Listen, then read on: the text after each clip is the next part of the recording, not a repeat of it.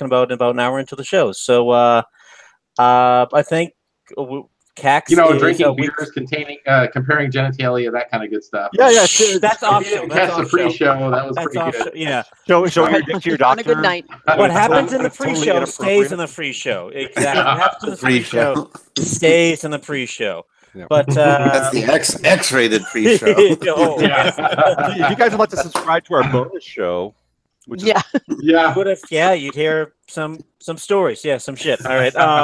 Just send me $20. So one of the events that I really enjoyed a couple years ago is coming up a week from this weekend. That's CAX number, and I believe 22 or 23, somewhere around there. It's been around a long time.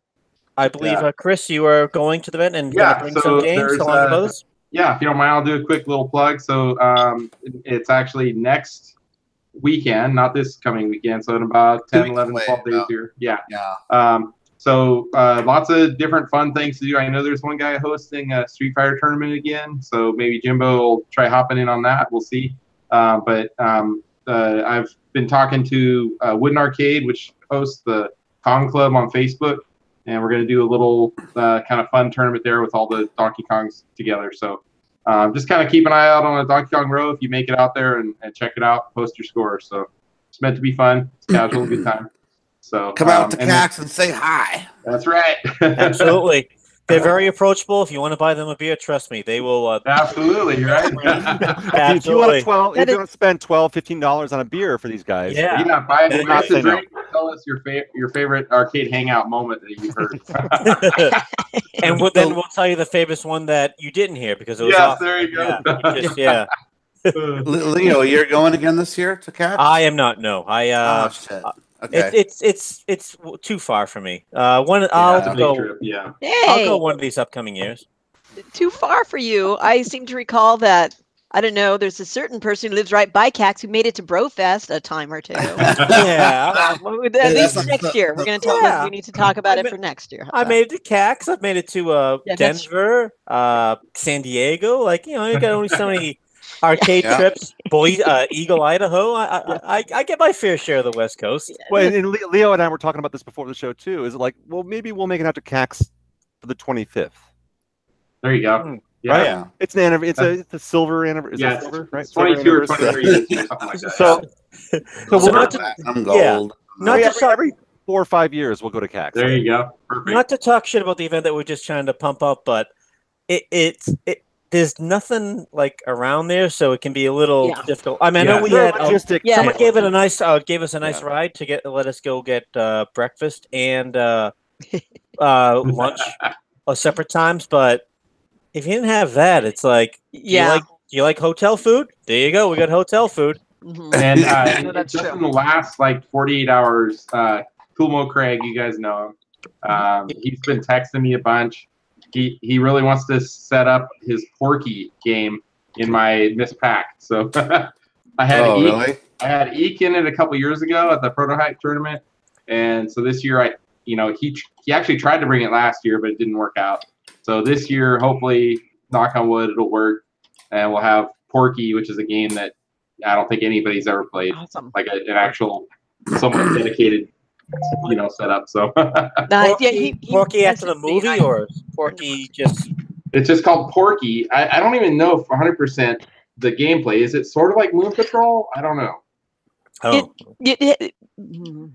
don't know. I don't know. I've never actually tried playing it. Mock would be probably the only one out of our group who may have played it before. Yeah, no, that one doesn't sound familiar. I have to look it up on my main machine. Yep. The lovely main machine. The lovely main machine. Yes.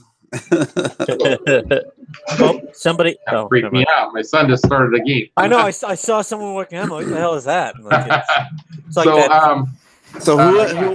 So 4 of us from this group are going to be going to CAX. So if you guys see us, say hi. Yep. And five of us. Who are the 4? Yeah. That's true. Oh, you're right. 4. Oh, yeah, 4. You're right. Yeah, Jerry. I just put 5 that together. Carrie, Jim, myself, and Gak. Yeah, that was. And Keith too. I guess 5 of us. Yep. Oh, that's. I'm trying to get Keith on the show to talk about Dragon Slayer shit, but so busy with crap because I said I said, Andrew and Gak have like all these questions, and I can't answer them. They're technical ones. You know all the answers to stuff. You need to get your ass on the show.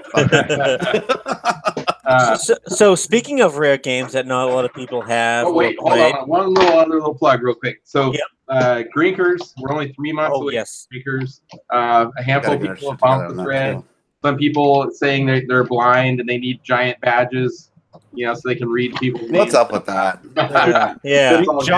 John and Fritz can basically suck a dick because like every badge that I've ever made for any event tries to feature the names as big as I possibly. Yes, I know.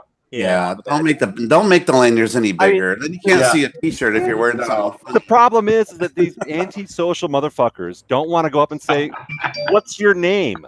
Right? Yeah, because they can't remember it. So you know what, John. And that's also another good point to make the group photo, because then people can put their names on it, and you can remember who you talked to or who to meet next year. All right, so both of you guys can come beat me up at Grinkers this year. There you go. But yeah, man, it's coming up quick. 3 months, only 3 months away. So. Andrew, absolutely. After CAX, Andrew, we need to start tampering down. We really got to get our shit together because we got to do this shit early. Yeah, I don't want to fuck Steve over. As soon as we go with CAX, we're on Grinkers 100%. Yeah, and I got to get going. I haven't even started on any art for the trophies and stuff yet. Right. So, I have some we're still working on design for like what the theme is going to be. So so we got to have some meetings and stuff and talk. Conceptually, we have the idea, but artistically, there's a lot of room there. So. A lot. Yeah. So, but yeah, it's going to be awesome. We already got 60-ish people committed to going. I just got another message from, he goes by Geech on Geech. He's excited about going, wants to sponsor and stuff. So that's awesome. I appreciate that. Geech, is that like the, we shouldn't talk shit about our sponsors, right? No. All right, never mind. Oh no, that's the Gooch. That's the Gooch. Never mind. Okay. I don't know who the Gooch is. Gooch, isn't that another word for the taint? Okay. Yeah. All right. According to Jackass. All right. So never mind. It's not. It's not Geech. It's Gooch anyway, and Gooch taint. That's cool. So we're not going to talk shit about our sponsors. Gooch taint. I like that. Sidebar. I had someone. I posted something on Instagram like a week or so ago, and somebody chimed in and made comments, and they're like, "Hey, GAC is a term for methamphetamines, right?" Like, and then he chimes in again, and he's all, and if you haven't heard of GAC attack, it's like a brush for cleaning weed pipes and stuff. And I'm like, yeah, I've heard that, but unfortunately, it's my last name. Yeah. And so then and that came out before like the movie starring Val Kilmer called The Salton Sea, which actually is a good movie. Yeah. But like he's got the dude who with the they do refer to meth as GAC a ton, okay. And they got the dude who's like Pooh Bear, I think his name is. Okay. He wears like a prosthetic nose because he's done so much he snorted so much meth. His nose is falling off. And he's a fucked up character. I mean, it's a brilliant. Actually, it's actually a really good film. I will say that. Makes me scared of It's pretty funny though, because he's like I looked him up because I'm like, who is this guy? I don't even know. He's like a skater and he likes classic gaming, so he had a crossover there. And he apologized, and then he deleted all his comments. I'm like, oh man, I should let him know. Absolutely. I was gonna add one more comment. I'm like, dude, get this. My mother's name is Mary Jane. Wow. Mary Jane. In your face. Yeah. Marijuana meth. Just drugs. Yeah.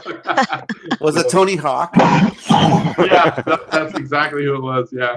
Wait, they haven't legalized meth in California yet? No, not yet. They're still working on marijuana. It's going to take 10 years to sift through all this shit. Now they suck over here. All right. So with all that said behind us, so finally, Dave from Buffalo is going to get to spill the beans about his barn find of story. A big show, just real quick.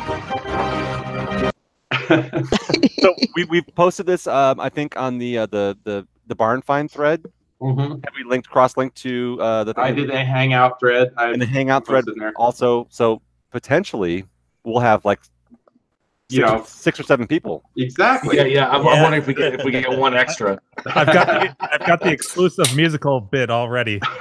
So Dave, you said for people to give you some questions and stuff.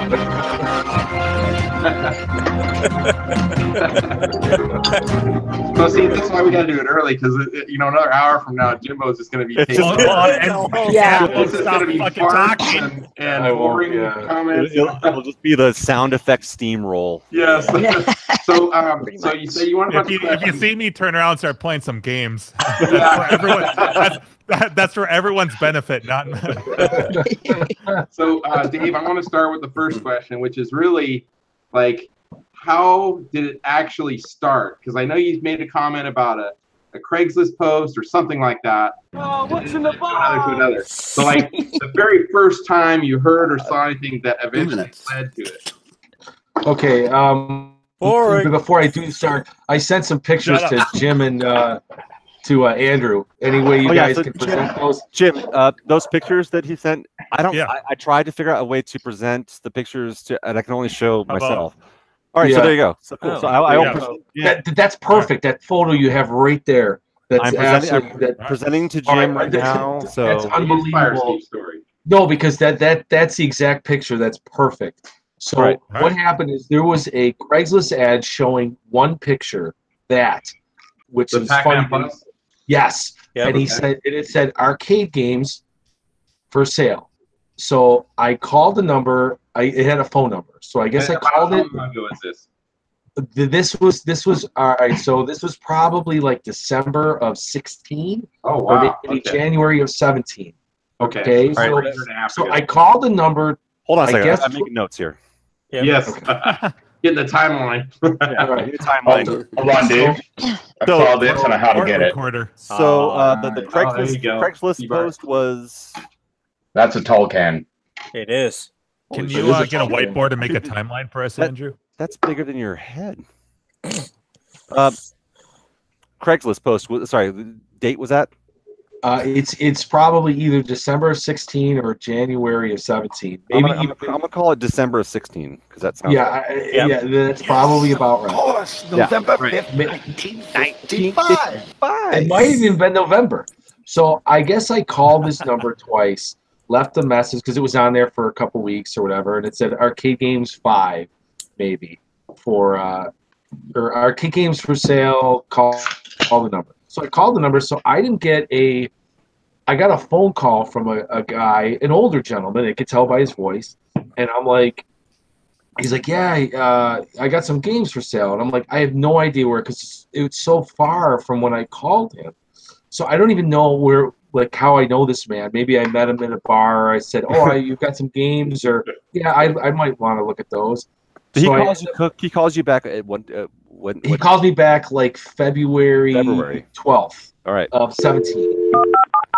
Wow. And this is based on that one Pac-Man Plus in a mispack. Yes, it was a shit. And this picture, this is my picture. His picture was horrible. It was like taking like a flip phone from a distance. This is a good picture. I know. I was thinking the same thing. Wow. If you were excited about this Pac-Man Plus, that was like. Tell me about your friend that has good personality. Go ahead. Lock bar and everything. Yeah. So I just wanted to go look. I didn't know there was no price. It just said call. Yeah. So I went there, and as I go to a house, and this stuff's in the garage, and I'm like, his name's George, and as we're opening the door, I'm like, George, just out of curiosity, how did you get a hold of me?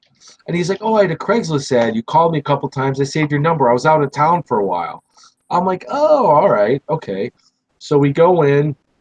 And there's jukeboxes, like old jukeboxes wrapped. There's furniture, and there's 5 games in there. And I'm like, did any of these work? And he goes, assume they don't work. No, they probably don't work at all. I have no idea. Mm-hmm. So it was is Jim gone? Well, no, I'm here. He's here. Right. Presenting. So you could show the other photos. So it was a Pac-Man Plus. It was mostly conversions, like this 1943, this Mr. Do, I think a Stern cab. Yeah, that's a Berserk right there. Yep. Yeah. That's what I thought. And then it's the Donkey Kong with the 8-ball. Yep. Oh, That is the worst DK. Here's the winner right here. Wow. Yeah. Dwarf's Den. All right. Dwarf's Den, yeah, nice. And then, And the monitor is dwarfed mad. Yeah, no, is that a? it's a super sprint. Yeah. Some poker game. I was And then- gonna say, the money shot. No, that wasn't there. That wasn't there. Okay. So it was those games. And did I send you Lunar Lander? Or did that one not make it to? No, I didn't get that one. Okay, well, it doesn't matter. There was a Lunar Lander. There was Lunar Lander Dwarf. Yes, but he's still not working. It was Lunar Lander. My mind was racing about that was the one. And I'm like, oh God, I'm looking at this. Like, oh God, this Man Cave. So, yeah, it was Lunar Lander and all these games. Actually, and, that bezel looks like it actually has some kind of cool artwork on it. Mm-hmm. Yeah. Totally Hobbit. Yeah, that looks like Hobbit. pretty cool. They look like they're about to. Dwarf's Den. That would make sense. Yeah, Hobbit's big. Let's throw it on there. So it was Dwarf's Den, the 1943, the Ms. Pack, the Mr. Duke conversion. There was 5 games, and then I go, what do you want for these? He goes, well, 1,200. And I'm like, I'm looking. I like these are all. You're doing the math, yeah. Like I didn't even make an offer because Lunar Lander. I didn't that. Right. That's Lunar Lander was on my mind because it was the asteroids. It had that Lunar Lander art. It was, but I think it was missing some of the cone buttons or something. I'm like, yeah. I go, wait. Between all these games, he has one complete one. Okay. Yeah. So I'm just like, I'm like, I don't have a storage unit. Like, what am I going to do with these? I'm like, I don't know if this is something I'd be interested in. He goes, well, I had this fire escape game, and it's down the road at another building I have. And I'm like, it's electromechanical. And I go, well, I've never even heard of it. So this is February 12th. So I'm like, all right, yeah, I'll go look at it. Yeah, so I'll go look at it. That's fine. So we go, and then this is the fire escape, the one in the photos. That's my machine. It's in a garage with other old jukeboxes, just shit and furniture. This is the way all this stuff's on it. And this is my machine that I have in the garage. That's why it's not behind me. I just didn't bring it down. Okay. So what is that crap like laying up against it? There's everything. Chairs, tables, chairs, yeah. Everything is just packed. This guy just owns these abandoned buildings. He's like 82, 83. These abandoned buildings that just like those games and this and that. And then I'm looking at this. He goes, yeah, I got a barn full of 40 of them, and they're all new. You could, I'll give you a good deal if you buy them all. And I'm like, and I'm like, does this work? He goes, no. And then so I take a photo of it. And then I'm like, okay, I don't really know anything about it. So I go home, and then I got his number, and I look at Clav, and I'm like, so this was February 12th. Or February 13th. This was probably February. He called me on February 12th, February 13th. I go, and that cleans up so nice. That's what's so funny. It's like simple green, and I still my machine is the least I've clean, and those control panels with simple green with the dirt stuff clean up nice. Magic eraser. And this one wasn't even in the barn. Yeah. This was in a garage. Careful with that magic eraser. So I go home and I look on Clav, and I'm like, fire escape. I've never even heard of this game ever. And then I'm looking, and I'm like, wow, one sold in October in like 10 minutes for like, I don't know what it sold for. The guy was asking $1,100. And it sold like immediately, because you don't see them. And this was what 2017, and I've been on Clav looking for probably the last 2 years, like a lot, at least just looking at stuff. And I go, man, I've never even heard of this game, never seen it, nothing. So I'm like, wow, this sold for that much this quick. I go, all right. So I immediately call him the next day, George, I want to get a look at that barn, immediately. Maybe there's I'm one day off, because I looked at this, and I think the next day I said, I want to get a look at the barn. Can we look at the barn tomorrow? I want to get in there. And this is winter in Buffalo. So, yeah, so let's say I looked at this on the 12th. On the 13th, I called him, and I said, I want to get in the barn and look at it. Yeah. So I did post the first So it was February 14th of 2017.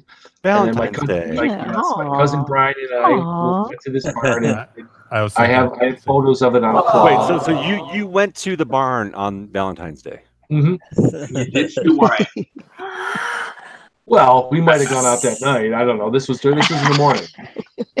And I'm like, I got to go look at this thing. Because he left the barn with erection, like. I know, right?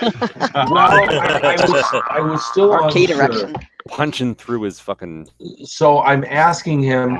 So there's all these games in there, and he said they removed. So all right, let's talk numbers.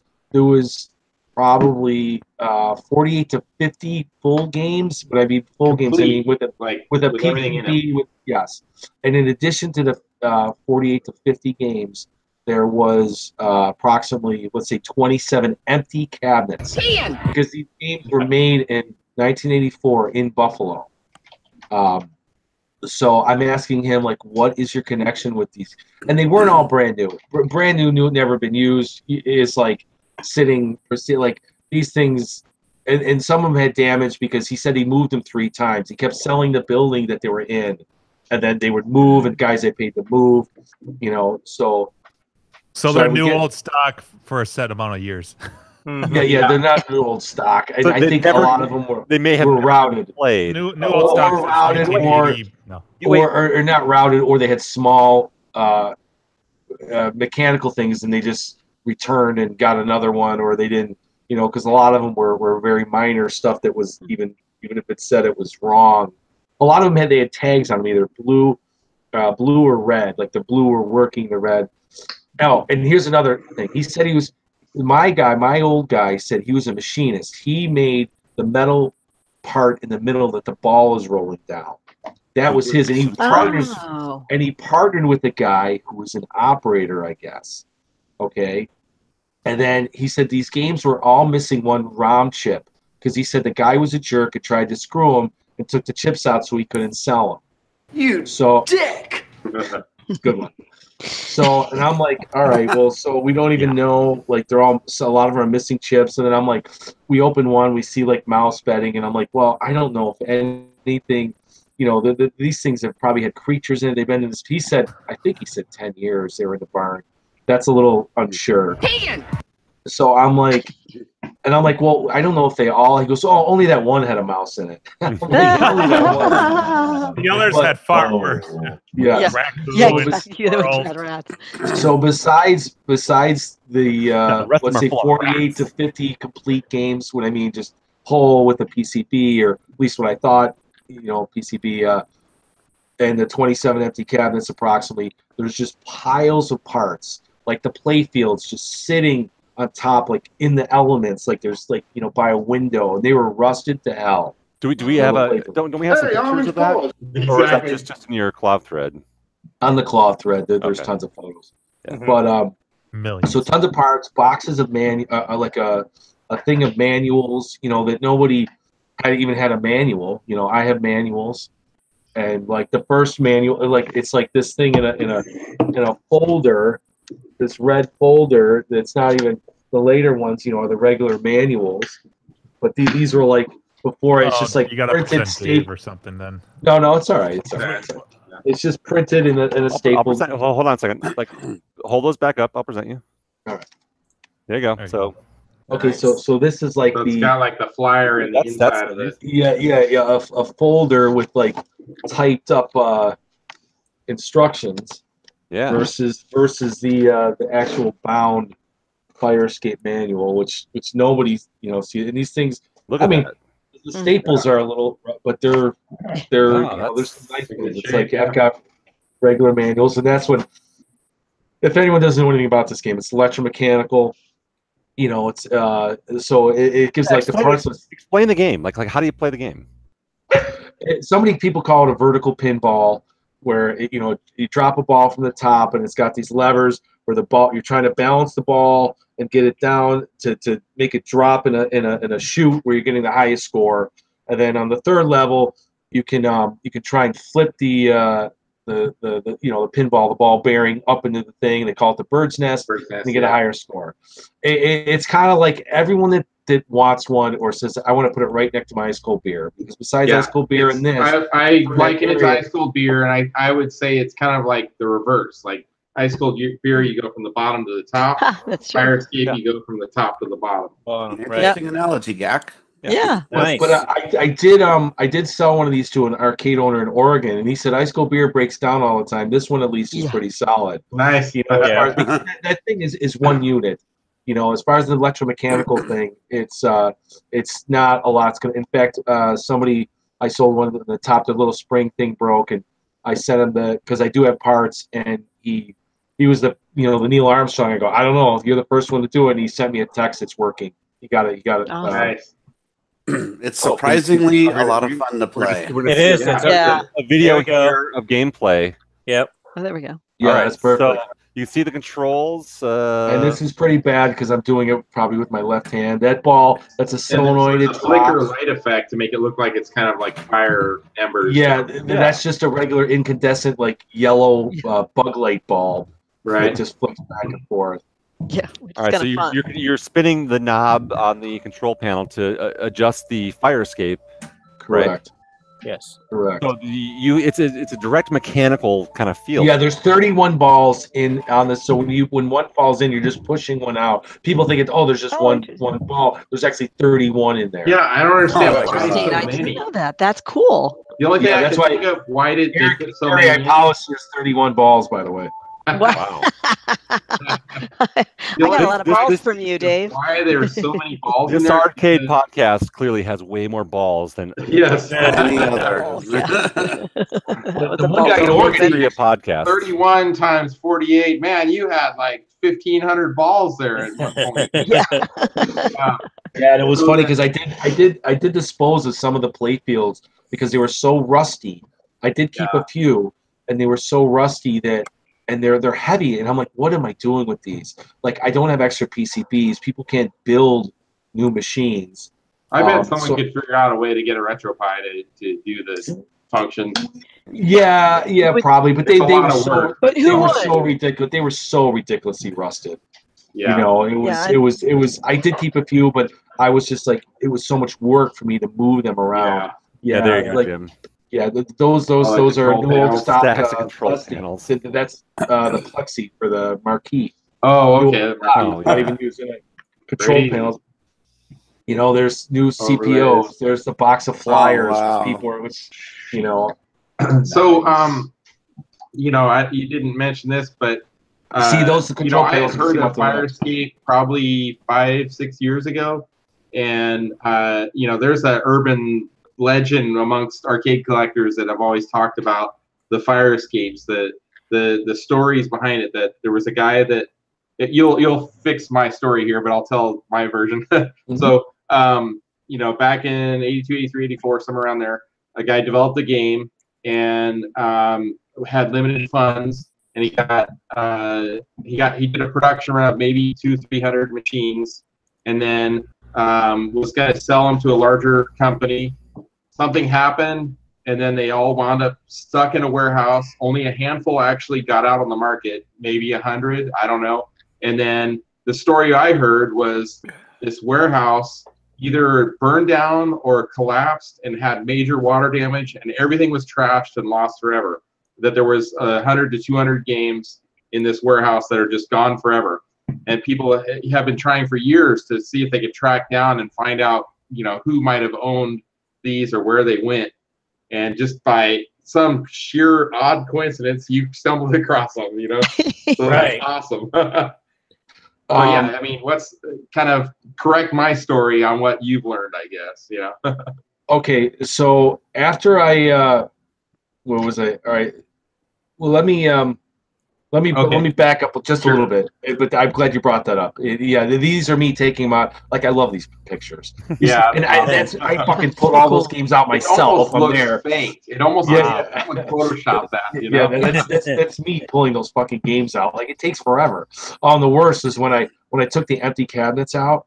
I have 3 storage units. Okay, so I'm down to 2. I had 3, and it was funny because the game ones I was doing 3 across, but the empty cabinets I did 4 across, and I took the empty cabinets out to take some pictures, And I put them back, but I was doing them 3 across. And I'm getting towards the end, and I'm looking, counting the cabinets, and I'm like, oh my god. So I had to pull everything out again to fucking do it because I wasn't going to be able to fit all my empty cabinets back. I had a fucking breakdown because I knew I was going to be there another hour because I got to pull all the stuff out. But all right, so let me back up. So I looked at the games on the 13th, and I'm looking at some of these, and they've got some corner damage, and there's some water elements on some of them, and I don't know if they work. I haven't even seen one work, and he's telling me everyone's missing a ROM chip. And I'm like, look, I said, the mice or whatever, I don't even know. And he ends up a couple days later, he shows me one of the games that he had another game that wasn't in the barn that I think he had to send someone out to put the ROM chip in because this guy's 83 years old, and he's showing me the gameplay, and I'm like, okay. And so I'm trying to work this deal forever, and we were having such a bad spring with rain. This was in February, and it was raining ridiculously rain. So I'm trying to say, like, George, I need to get one of these games. I want you to give me one, or can I buy it, or just loan? I'll bring it back to you, whatever you want to do. I need a game without a ROM chip. You give me, because he had some ROM chips. You give me a ROM chip, and then I put it in the game. It's not working. It works. Then I'll feel better about this. So he agrees to make a deal with me for the one that was in the garage, not in the barn. Well, that was the easiest one to get to because it's right there. Yep. So he goes, I'll give you this one, and if you buy the whole lot, I'll cut you a deal because you've got the one. So he gives me that, and he gives me the ROM chip. So I take the one I own now that's in my garage that I'm going to keep, the first one I ever got with the ROM chip, and don't do shit like with any of this is all new to me, any of the electronics and stuff. So I've never even put an EEPROM in. It's like, pull up the screwdriver. It's a learning curve here. So I start putting the thing in, and this is an older EEPROM, and I'm like, I'm gonna bend the fuck out of these things and break a leg. This is the only one I have. So I immediately send it off to Ian Kellogg, and I asked him, like, look, I need these ASAP. I need 15 of these. And he's like, 15? And I'm like, yes, I'll explain the thing later. Can I get 15 of these? So he does. I wait because I wanted to try and put his in before I, fuck the only one I had up. I wanted a backup.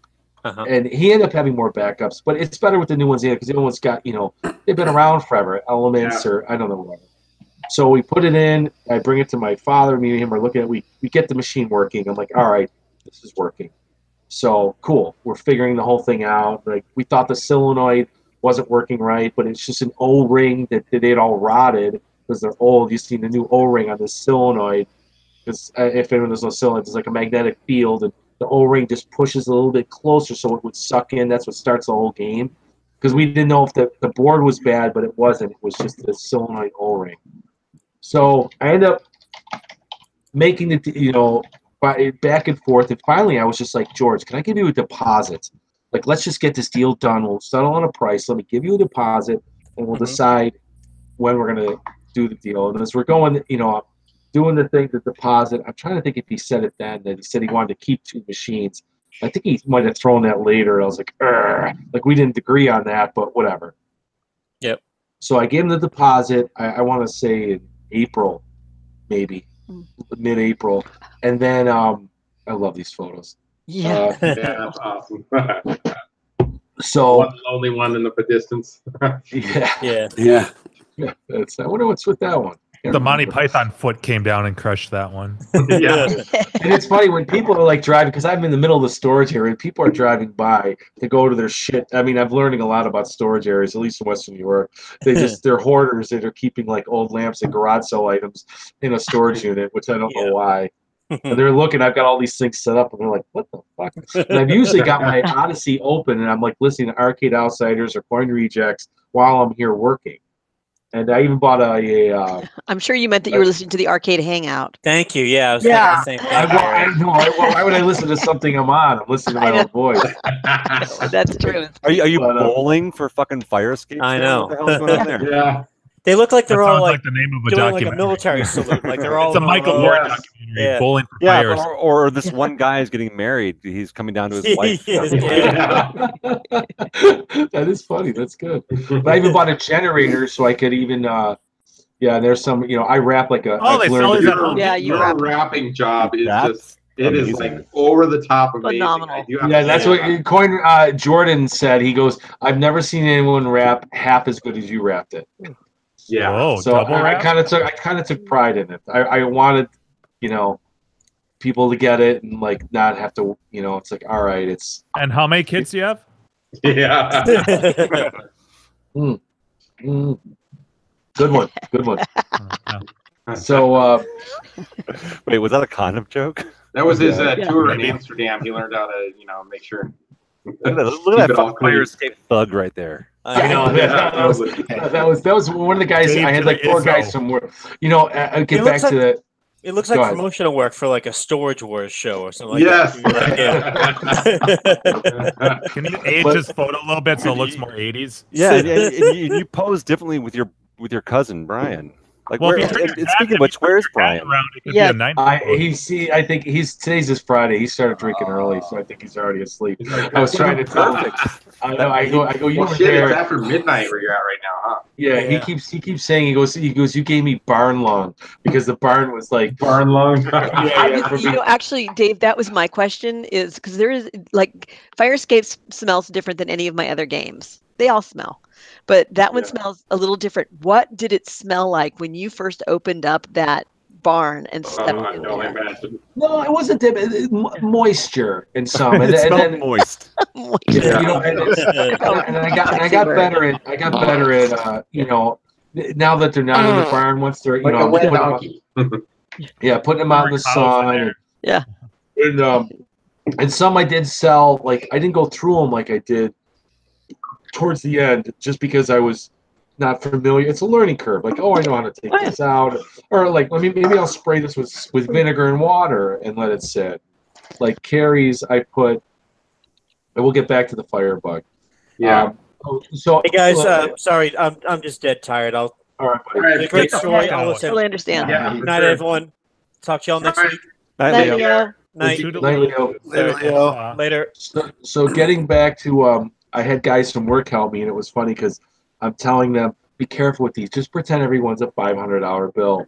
And the guy looks at me and goes, dude, these things are disgusting. Like, what are you talking about? And it's amazing how much I should have sent some photos. I should have put some photos on Clov of like the first one I got, like with the dust cover. And then after the simple green, like just the CPO, like you're unbelievable how much they clean up. Like it's amazing.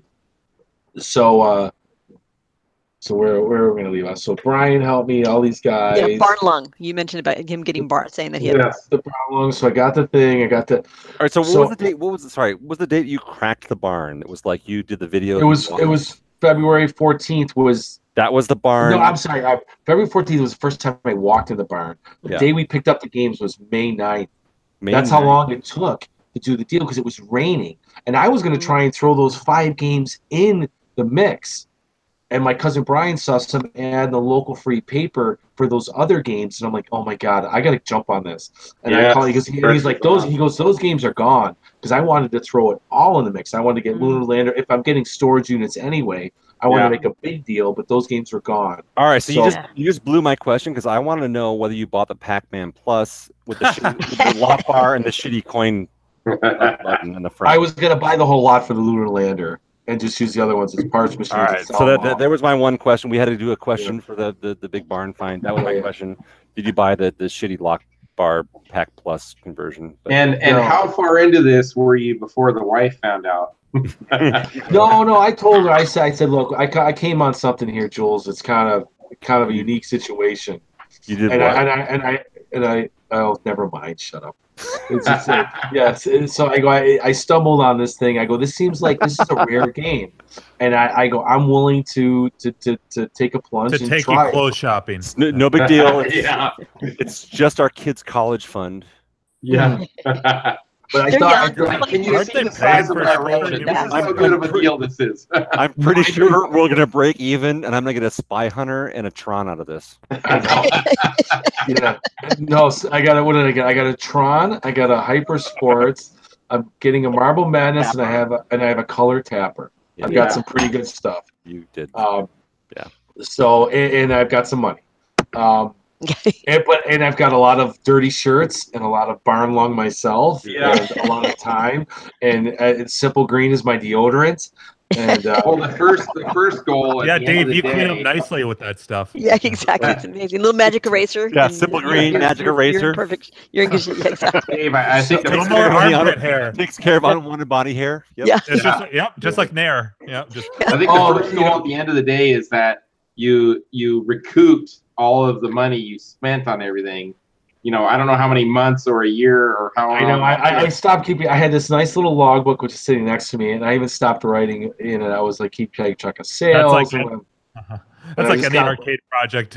Don't keep track of what you put into a restoration. I did have you have carrying costs for 3 storage units, but let's get back to Gak's question, which I really like.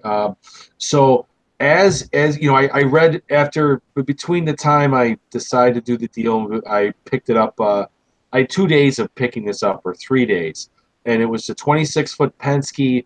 3 storage units. I have two 10 by 30s and a 10 by 20. That's what everything, with all the parts and stuff. And we did leave some there, but it was so many because this was like manufacturing new games. It was some just the little plastic pieces of strip. Like, there's no way I'm never going to use this. Like, there's no reason to even. So I asked him, because I had read the Klov story about the guy who was a local, Buffalo guy who said he was friends with if you've not read it, he was friends with pictures, and you could see probably 100 machines in the pictures. Yes. And that was probably 7-8 years ago, something like that. Whenever that post was. So I had asked George, my guy, and that was, I assume, his partner. And I had asked my old guy who had all these in the barn. I'm like, George, there was this story about these games, and he was really dismissive about it. Like, he didn't want to, and I felt like he's like, no, these games were never there. So there's a couple holes in this previous story, how the building was demolished with all these games. Number one, you're not going to demolish a game with contents inside.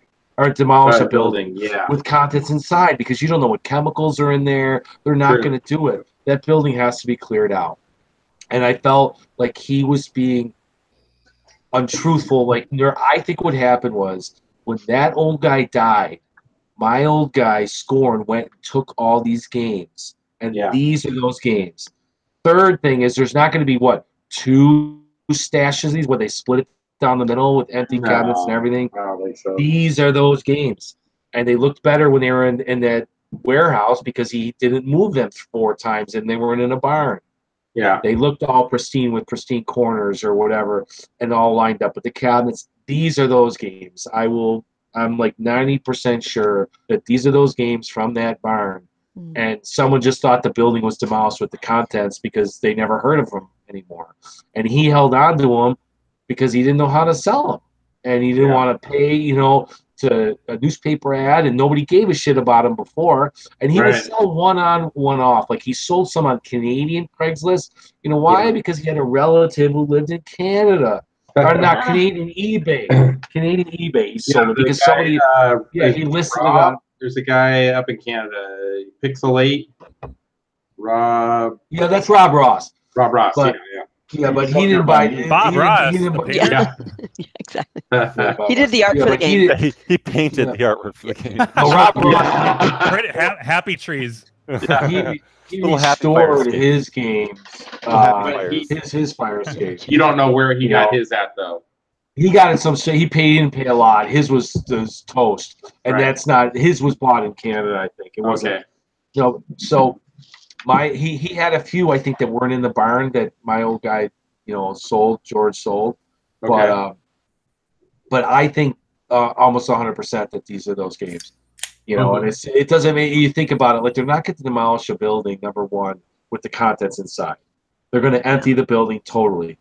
Number two, what are the chances of 2 lots of this size? What, they split it down the middle, and there was this many with this. With this, no. And number 3, he was kind of weird about the question. He did not want to talk about it, and he was probably embarrassed. Like, what am I going to say? The guy died, and I said, fuck him, and got his games because we had a disagreement. And the whole thing with the ROM chip, that makes sense.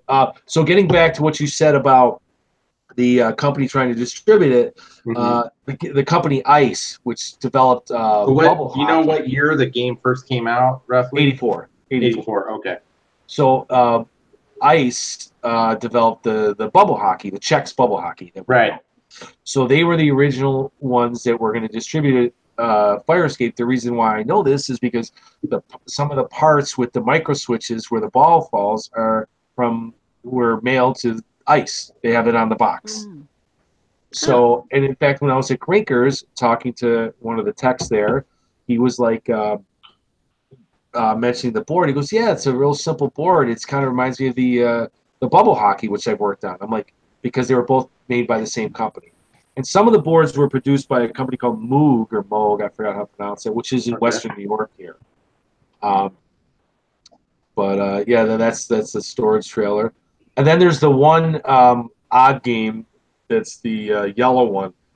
The Firebug, which is, there's just a harness in the back. It looks like somebody may have been like the initial prototype. Well, I thought that too, and I don't want to lie, but I think it's something somebody just made because if it was a prototype, all the artwork was already made. Is that a Williams coin door in that thing? It almost looks like a GDI cabinet. I don't know what cabinet it is. It's that's right. The whole cabinet is weird. It's like almost like a flat top Tato. Yeah, well, it is on the auction block. If anyone wants to make an offer on it, there you go. It'll make a great poker machine. Didn't Brad want that one? wasn't Orange Whip trying to? Brad was saying, "Don't sell that one at least." But I don't think, to be honest, I don't think it's not a prototype because a prototype you're not going to have artwork already made.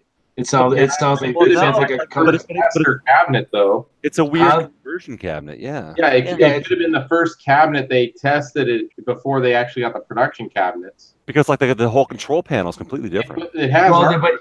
All right, wait, I'll give you this. The artwork it's like the CPO that's been cut to put this stuff in front. I don't know if you guys don't know. Yeah. Okay. Oh yeah, we can't. So it was already made. It was already a CPO made. If it was to be some kind of it's basically a black CPO and then they cut out artwork and pasted it on top. Yeah, and it doesn't have the it only has 2 levers, the ball ejector handle, and it has the I bet it's I don't know if I'd say it's a prototype, but I bet it was like one of the first testers that they didn't sell it. It was like before they started building the cabinets. Well, I know, but I think they already made the artwork though.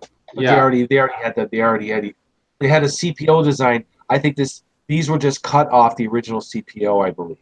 I don't have a photo of the top. Right. But the cabinet to me, it looks like a GDI, which did like Leprechaun or something like that, Tugboat, and like before Slither, it was like one of the other GDIs. I'll have to see if I can find pictures, but that cabinet shape looks like an older GDI to me. Yeah. Well, what game would have been in that? I don't know. Yeah, I've seen it. It was a weird. Yeah, I still have it. Like I said, it's up for sale. Whoever make me an offer, it's still there. But yeah, it's been an interesting ride. $5,000 and yeah. But a purple diamond in the bottom just sells the thing. So in 1984 they made the production models, but somewhere in the middle there they worked with ICE to try to get distribution. Well, yeah, because the stuff it's a board. The same company that made Moog, I can't remember the name, but that's local. They're the same ones that made the board for the bubble hockey, which was developed in Western New York. So, and like some of the boxes are from ICE, and so yeah, I tried to get more information out of George. In fact, this was like the only non-Fire Escape arcade thing kind of. I do have a weird board in there. Though. Yeah, but it was still in the thing because it was ICE. So it was, but maybe they were thinking about doing this, and it was the same company. Oh, here you can go. It went to market in 1984, but they might have had the first samples and trying to work a deal in '82. It might have taken a couple of years. Well, this is about the hockey game. Though. Yes, because it was made by the same company that produced the board for the Fire Escape was the bubble hockey. Because basically it's the same sounds, lights, and score. That's all it does. There's no video mode. Winner of '83. Damn. I guess it's you always will be. Thanks. But yeah, I wanted to. In fact, I told George. I asked him because I did like the guy. I enjoyed his company because I saw him like 3 times, and he's trying to make a buck, and I'm trying to get these games, and he's like, and he's like, you're gonna make Happy Gilmore. Oh, like, come on, he's just trying to make some money. Leave him alone. Well, he says you're gonna make a lot of money for but you got to put some work into it, and he was right. I had to put where nothing ever comes for free. I mean, it's not. I'm not about to put a picture up for a game without doing simple green, and I'm learning stuff. So Dave from Buffalo, this is like a terrible question, but would you type like what you paid into our private chat? Is that fucked up? No, we can't do that in our private chat. Like none of us is going to even react to it. Like ask me in a few years. All right, you're not drunk enough.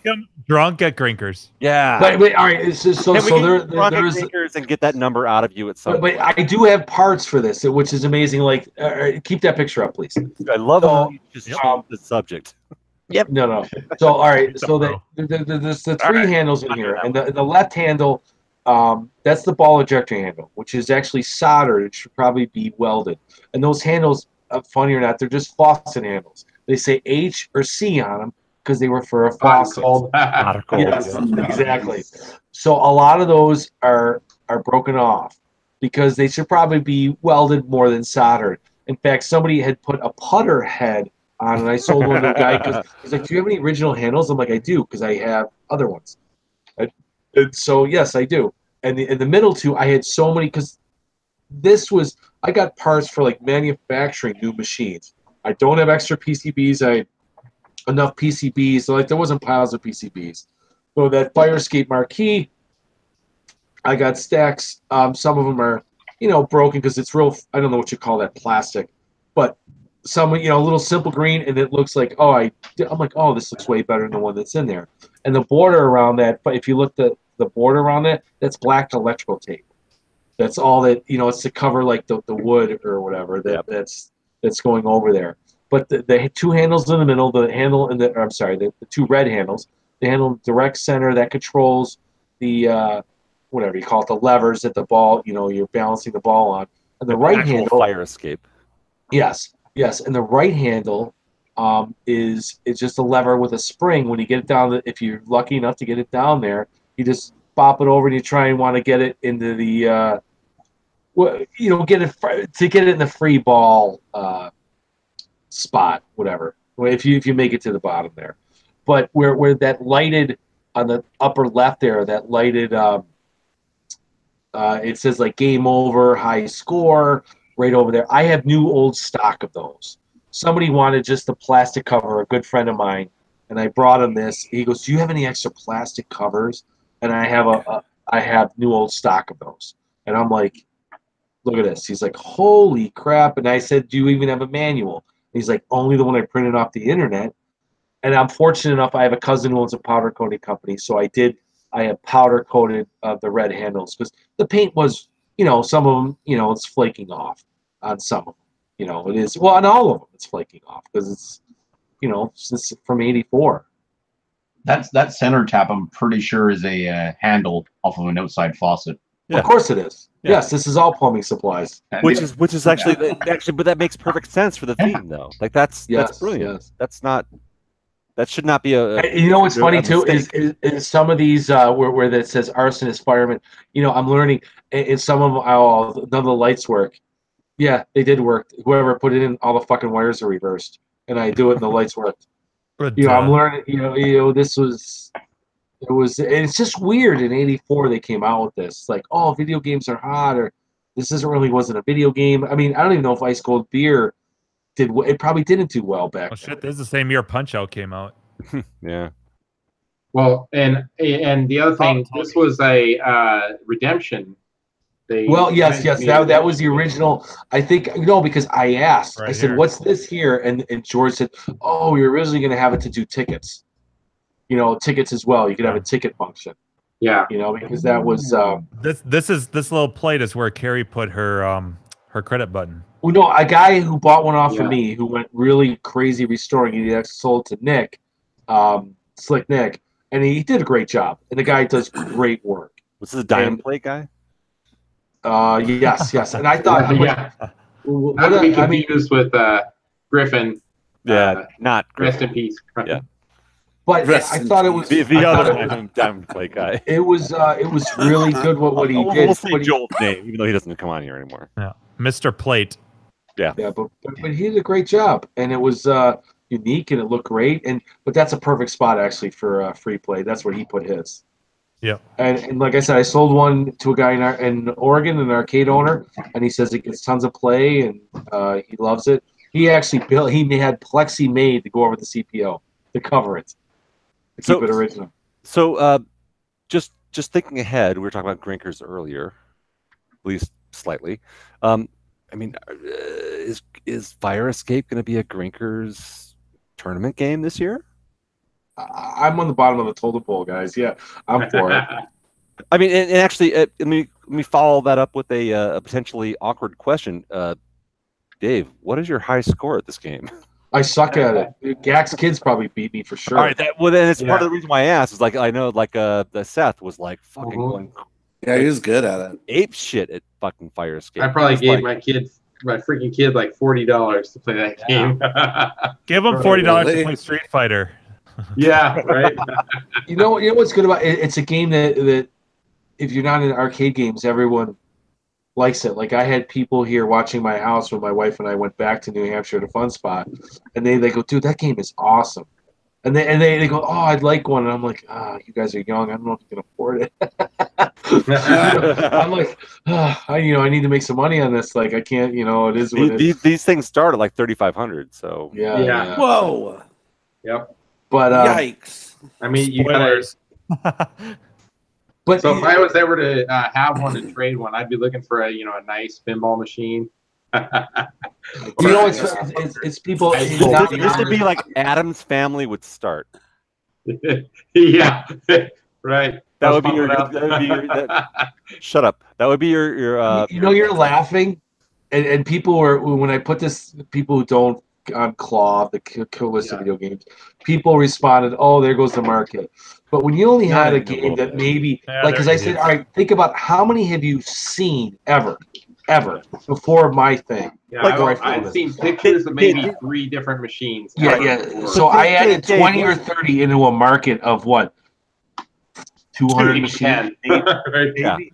If that, not even. The thing is, like you're talking about, like the number of cabinets being like between 40 and 50 complete games. You got 27 empties, which may just get transferred shitty cabinets into complete games.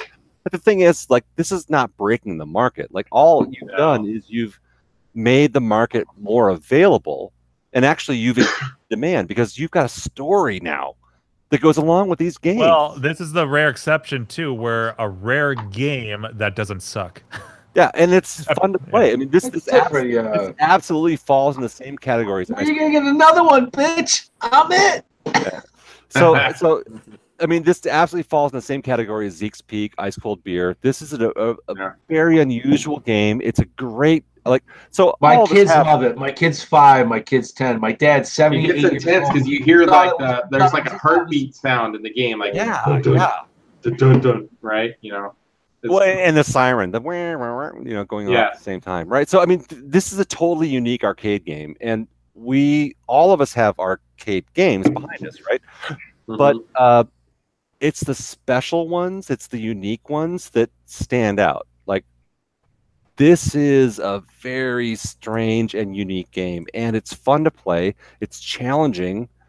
There's a ton of replay value because like the physicality of it is like pinball, where it's like there's random sort of like physics involved and the pressure to get down to the bottom in the right time, and like how far do you pull that spring across to make that last shot, and do you get a free ball or no? And it's totally addicting. We spent last year at Grinkers there was a group of us, the Denver group, who stayed through the extra day, and some other people. We spent almost the entire day playing nothing but Fire Escape. It was like we wandered around the arcade. We were playing other games, but we all ended up gravitating back towards. In Grinkers, the crowd still around Fire Escape on Sunday. Yeah, it's such. It gave me a Dave Boner seeing people. Such a fun game. Like it's just I mean. So when I went to Grinkers at the end of May, it actually I think it was like a week or two before that. Orange Chip was going through town and visited Grinkers, and it was down at the time. But when I went there, what was down with it? I don't know. But when I went there about a week or two later, it was running, and Steve actually made a comment and said that he had the thought, and he's like, "What do you think about it?" You know, and it seemed to work. So what he did was the fluorescent tube that's behind the marquee. He changed that to like a lower brightness, like a white black light, like what we were talking about on Tron, like what's on below the control panel there. Yeah. So he switched the marquee light to being a white black light, so it was like a lower intensity, and then you could really see the fire flicker at the lower bulb. I like it because it was the brightness of the upper one kind of a little bit too strong. Yeah, it's a little too intense. You can see it good in that video you're playing there, but in person it doesn't quite pop as much. But that was kind of a neat little, we'll call it a mod that he did. But I don't know. I didn't ask if it was down or why it was down. But I do know this on the ice cold beers. He has 2 of them in the arcade at Grinkers, and because it's really popular. And I noticed, like, my son made a comment about one of them, and Steve said, yeah, actually both of them will eventually have that issue. The rod that you teeter-totter a rod back and forth that goes up and down, and it's so much it starts to loosen after a while or just wear out that it actually drags on the inside of the glass. Oh God! The ends of the rods where it pivots, and it just scores all the artwork off. Oh Jesus! Yeah, so it's like, oh, that sucks, I'm like, there needs to be some kind of retainer to keep it away from the artwork. But like one of them, it's like the artwork's all blown out on the vertical. There's like vertical lines where the track goes up and down. But yeah, I mean the Fire Escape has actually 2 different bezels, right? Yeah, there's actually so there's a glass bezel, the very outer. Okay. That's glass. What we're looking at right now, actually. Yeah. And then there's a cardboard shroud, and then there's a plexi bezel where those flames are right in front of the thing. And some of the glass bezels have some flaking. I don't know if it was 2 different production runs or it's just maybe that one was in the corner with more moisture. But I'm trying to get it repro'd just because I'm going to run out of I don't have any perfect ones. Right. But I mean, it's still, and there's one game I have where it's funny. I don't know what it was. They made it, or they don't have a glass bezel. They pushed everything forward and just used like black, like wood, and then used a plexi. But the cabinet's in really nice shape. But you could just move everything back if you wanted to use that and make it 100%. But the cabinet itself, it's like, wow, this because somebody's looking at it who.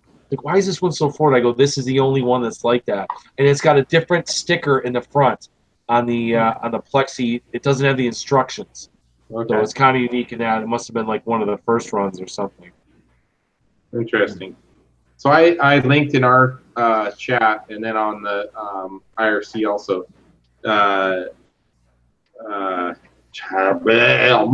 So Jimbo isn't here right now. Get my words out. So Jimbo isn't here to present it, but I thought it was GDI. It's GPI, I think, is the cabinet. Well, you're saying like Leprechaun and Tugboat. I'm like, those are Moppet games. Yeah, Pot of Gold. Yeah. Pot of Gold is the game. So I linked it. I was thinking about like Steve selling that fucking, was it a Leprechaun that he just sold? Yeah, so I was like, no, I think they were made by the same people though. The GPI and the GDI. I swear it's the same company, but I don't know. So Pot of Gold, which I linked, that cabinet, it says GPI on the side. I swear that's the exact same cabinet as that Firebug cabinet. So I don't know. Maybe we'll get a side-by-side comparison at some point, but yeah. Motherfucker. So Dave, you really don't know, like, did the guy you got them from, did he give you much backstory, like history on I tried. He said he sold a pallet to Portugal, or whatever. And I'm like, that's such an odd thing. But maybe I don't know. Everybody's behind. Like Portugal probably wanted Betamax in '86. Yeah, Johnny Hardon and Beta. Yeah, they don't know what they're getting. It's like they probably bought it because they thought you said arcade games, and they got this fucking shipment of these things. Like, are you kidding me? Like, what the fuck is this? I know.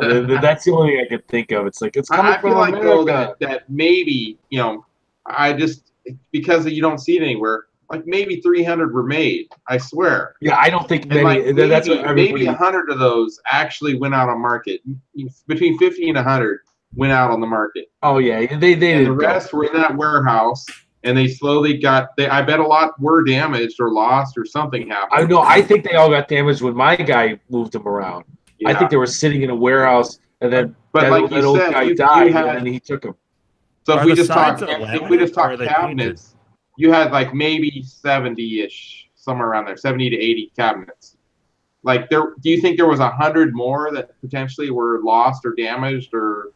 I wish I knew numbers, but like think how rare that like no one ever even heard of it. I really don't think other than ones you got, I would be shocked if there was more than 100. No, and since I got this lot, I have sold on deals, and a lot of them that have gone on Clav or maybe eBay. I want to say 96.5% are mine. Yeah, there was only like maybe 2 in the last year and a half that didn't originate from me. You know, and I'm fine. It's all good. People made money and whatever, and it's a learning curve. It's the market, and I'm learning what it is, and I need to recoup some costs, and it's all good. What are the sides, Dave?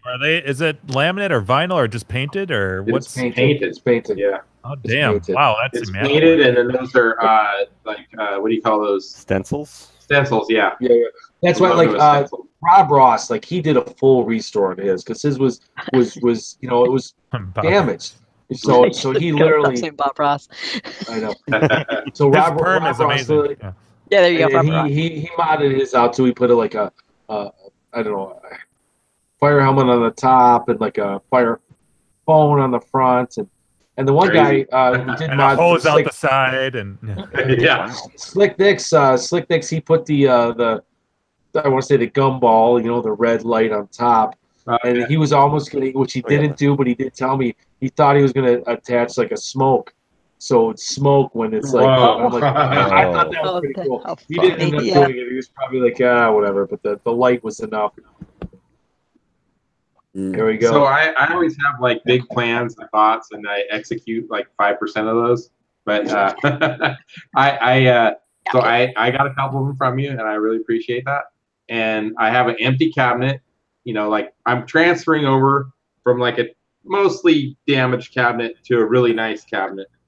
But the cabinet that's like damaged, like I'm just like, man, I want to turn it into something. I just feel like wrong, like trashing it or whatever. I did cut the fire escape off of one that was so, because I had some that were so like it was a pain in the ass just to move them. And I'm like, all right, and I just cut the fire escape off the side just for like a wall hanger or whatever. Somebody may want this. I thought this was an original thing. But yeah, so I was telling my son, I was like, this would be fun to, like, if I could do it, re-theme one. Like if I get the parts together, I can do sheet metal work. I can reproduce a lot of the sheet metal parts.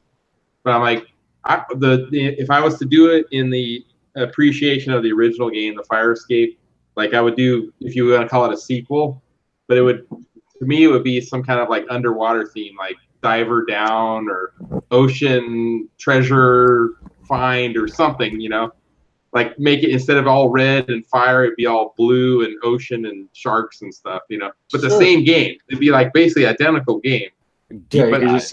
How about like Pikes Peak, but getting down the mountain? There you go. That too. I was speak the pain of his bad knees as he's trying to get down. It's funny when you get to that age where it's harder to get down the mountain than it is to get up the mountain, because you're like, my heart can take it, but my knees, ow. Yeah, it's so much easier to get up than go down. What's funny is about this barn is there's a big sign that says "Rock the Barn." They have some music festival that they have. Like, there's a bunch of land behind us, like, for a couple days in the town. It's in Clarence, New York, and this weekend is Rock the Barn, and they have like outlets outside, and like, why is there electricity? And it's because they have this outdoor music festival. So, and I wanted to think it was bugging me because I couldn't remember like why. On the back of the game it says Buffalo, New York, but on the manual, where do you find the cookies? On the manual it says Tonawanda, New York, which is where that's where I live right now. So this game was manufactured in Tonawanda. Just on the sticker it says Buffalo, New York. So it's that's what somebody's and if someone wants to meet you in person, what precinct do you work for? Oh, easy there, buddy. You can meet me at Grinkers in October, or CAX in 2020, or Brofest next year. What's funny is they just opened some kind of barcade multi-floor thing here. They have some arcade games, and my buddy I work with texted me, and I'm like, dude, I have 7 of those games, and I just sold Spy Hunter. Oh, I sold Spy Hunter, by the way. And they're all fire escapes. What? By the way, Spy Hunter's gone? I sold Spy Hunter, and I sold Did you get a good price Super Off-Road. I sold it for... you don't have to tell me the price. I just want to know if you got a good price for it. I made $200. All right, good. Yeah, and I like the guy. Good. A little bit. Yeah, I like the guy. You know what it is? I decided because my cousin Brian was like, "Why are you selling Spy Hunter?" And I'm like, you know why? Because my memory is of the cockpit, and I've had it. I loved it. That's the first one I ever.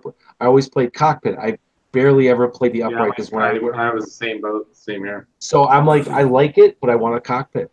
And I've had it for a few years. And so you know what it is I had the Super Off-Road up for sale for space, and it was next to it in one of the pictures. And somebody asked, and I'm like, you know what?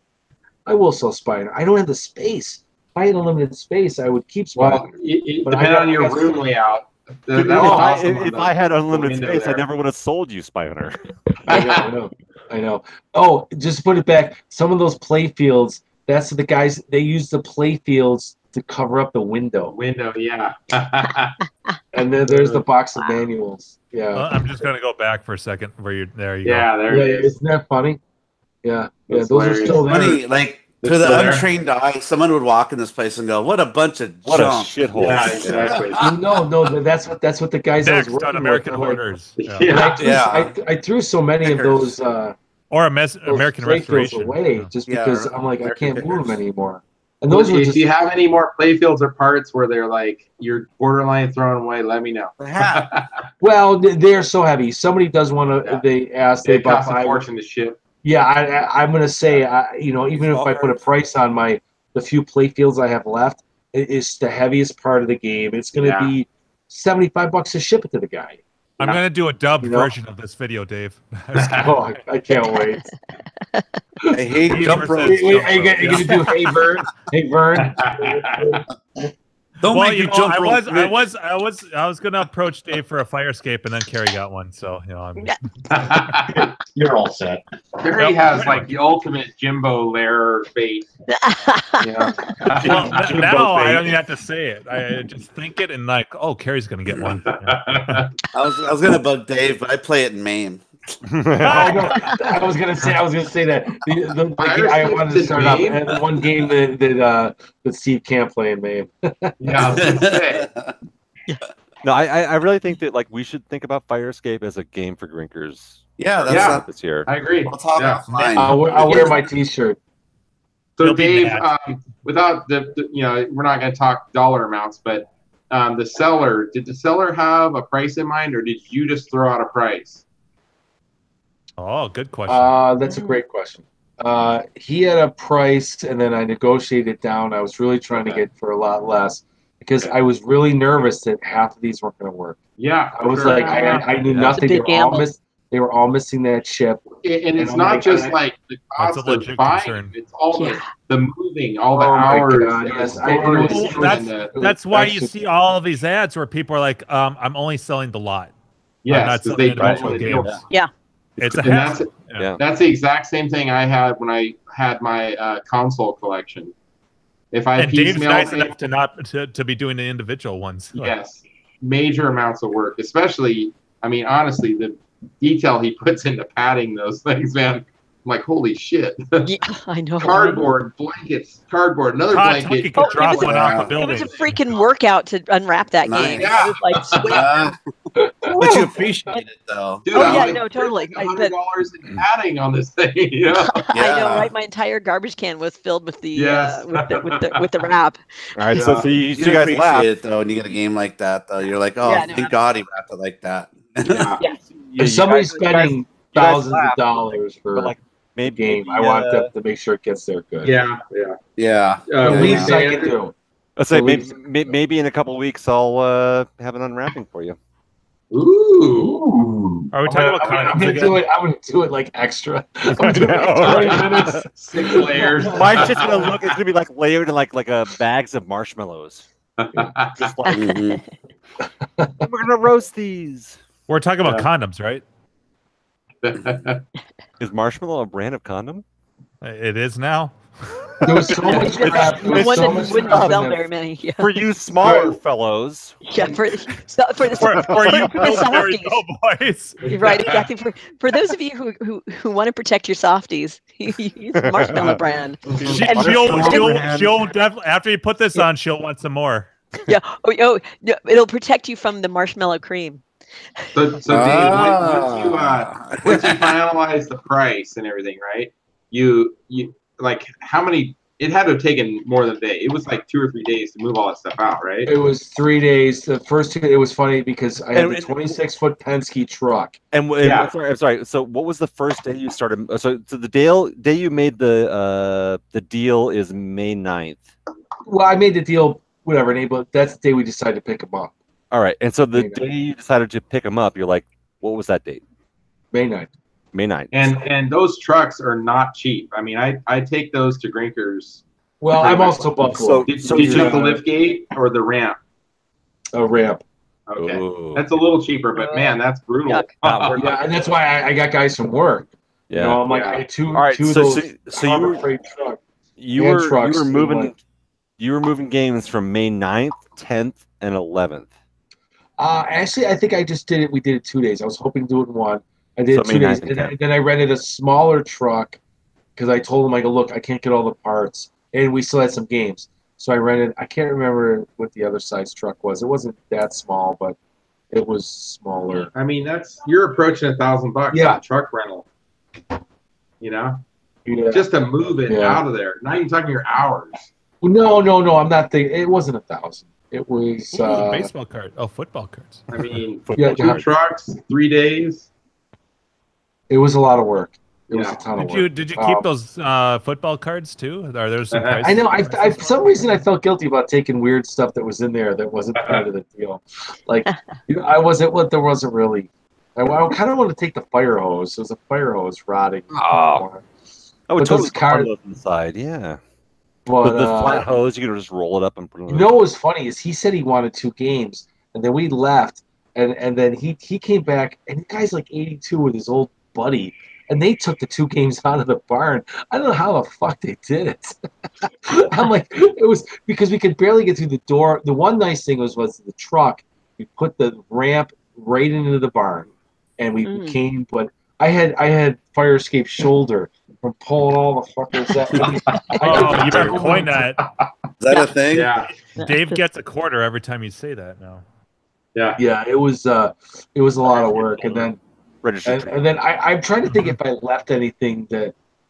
I don't think I left it. The parts I left were just like if you're looking at the game, the little wood parts that are down. Like I had boxes of those. I ended up.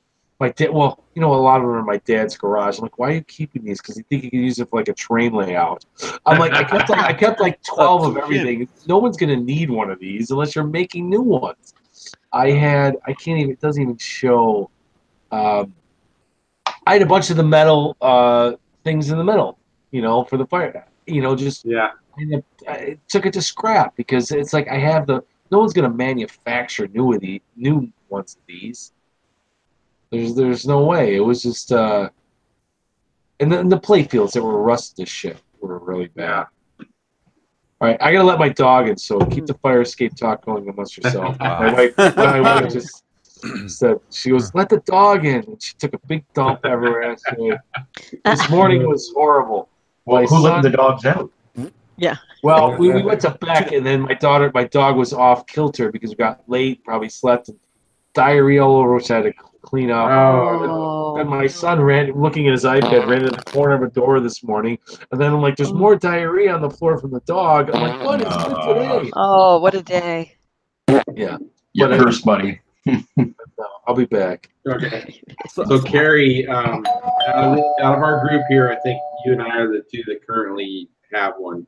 Yes. I only now that Dave's gone, we can reveal that he only spent $300 for the whole lot. I know. Yes, exactly. I'm gonna say he was in the 5 figures. He was 10,000 plus. Oh yeah. I don't know how far into the 5 figures he was, but he was absolutely 10,000 plus. This is a proper investment, sure. I think. And that is still a lot. That's a major butt clincher. That could be that's a life changer. That's a huge gamble. Yeah. All right. So would any of you, for 5 figures, let's say it's low 5 figures, let's say in the teens, buy a warehouse full of Ms. Pac-Mans in this condition, or would you go this deep for? I don't think my wife would let me, to be honest. For like 40 or 50 games that actually we should really Miss Pac-Man probably is a bad example. Like what would be a good Crazy Climbers. Wackos. Wacko. It can't be a game that you already know is in high demand. All right. So same price range. Tron. Yeah. Carrie traded Tron, I think. So all right. Yeah. So for a warehouse full of questionably put together, right, mostly complete 40 games of Tron, would you step up to a 40 of them? Well, yeah, that's right. Yeah, so 40, you're talking $250. He said 40 to 50 games with 27 MPs. Yeah, according to my notes here, which a shit ton of parts. I'm keeping track. So, so he was in close to 7. He said 48 to 50 complete, and then 27 empty, right? All right, and a shit ton of parts. Warehouse quality, like we're talking about, like rotted bases, and the entire spectrum. You're talking all right. You don't know how many you're going to work. You don't know how many you're going to have to send off to CD Jump to get fixed. Right.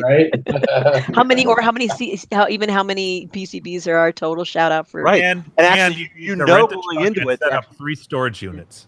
Wait. So before that, actually already going into it that the games are missing an EEPROM that makes them work. Yeah. Exactly. And as Dave, you're not even sure what EEPROM doesn't work. Right. So would any of you be willing to drop? All right. So yes, you could. The EEPROM would probably kill it for me. Could theoretically. Yeah. I mean, he did test it. That was really smart for him to be like, let me get one. Let me try it. Yeah. He got Ian to do the reproduction. Right. If that deal was still in effect. Failed. Yeah. Yeah. Now in my case, I could burn a ROM. So like I have a ROM burner. That's not a big deal but yeah, you have to have the right software to burn onto that. I mean, how do you get the right? What do you burn onto that EEPROM? Well, if he had an original, he had it. Yeah, he had the original ROM. So he made a copy of it. He had one. He sent it to Ian to have it copied. To have it done. I could have done it. So is what I'm saying. So my situation's a little bit different, but yeah. But that was smart of him to still like would you sit on 40 fucking Trons? I'm telling you, like it's easy for me to say sitting here in my chair. Well, yeah, I'd probably do it, but you know what? In all practicality, I'm telling you, that's a big balls move to like. For me, I can tell you. For me, like I don't know. Let's not get into financial stuff, but I'll tell you, for me, that would be a significant lifestyle change for the next 6 months. Yeah, because I would have to I would have to change a lot of things. I'd be penny pinching and stuff because top ramen every night. That's right. Exactly. It'd be top ramen and ketchup sandwich. Hey. All jokes aside, that's not a tap macaroni and cheese again. That's right. Yeah, I agree, Jimbo. So, but the two things I'd say that were a deciding factor in this, I would say to like say hell yeah, is that they're all the same game. So it's like once you're familiar with it, it's like the same troubleshooting, the same parts, everything over and over. If you had a warehouse full of like 70 different games, you know, and they're all varied values, that just could be a huge nightmare.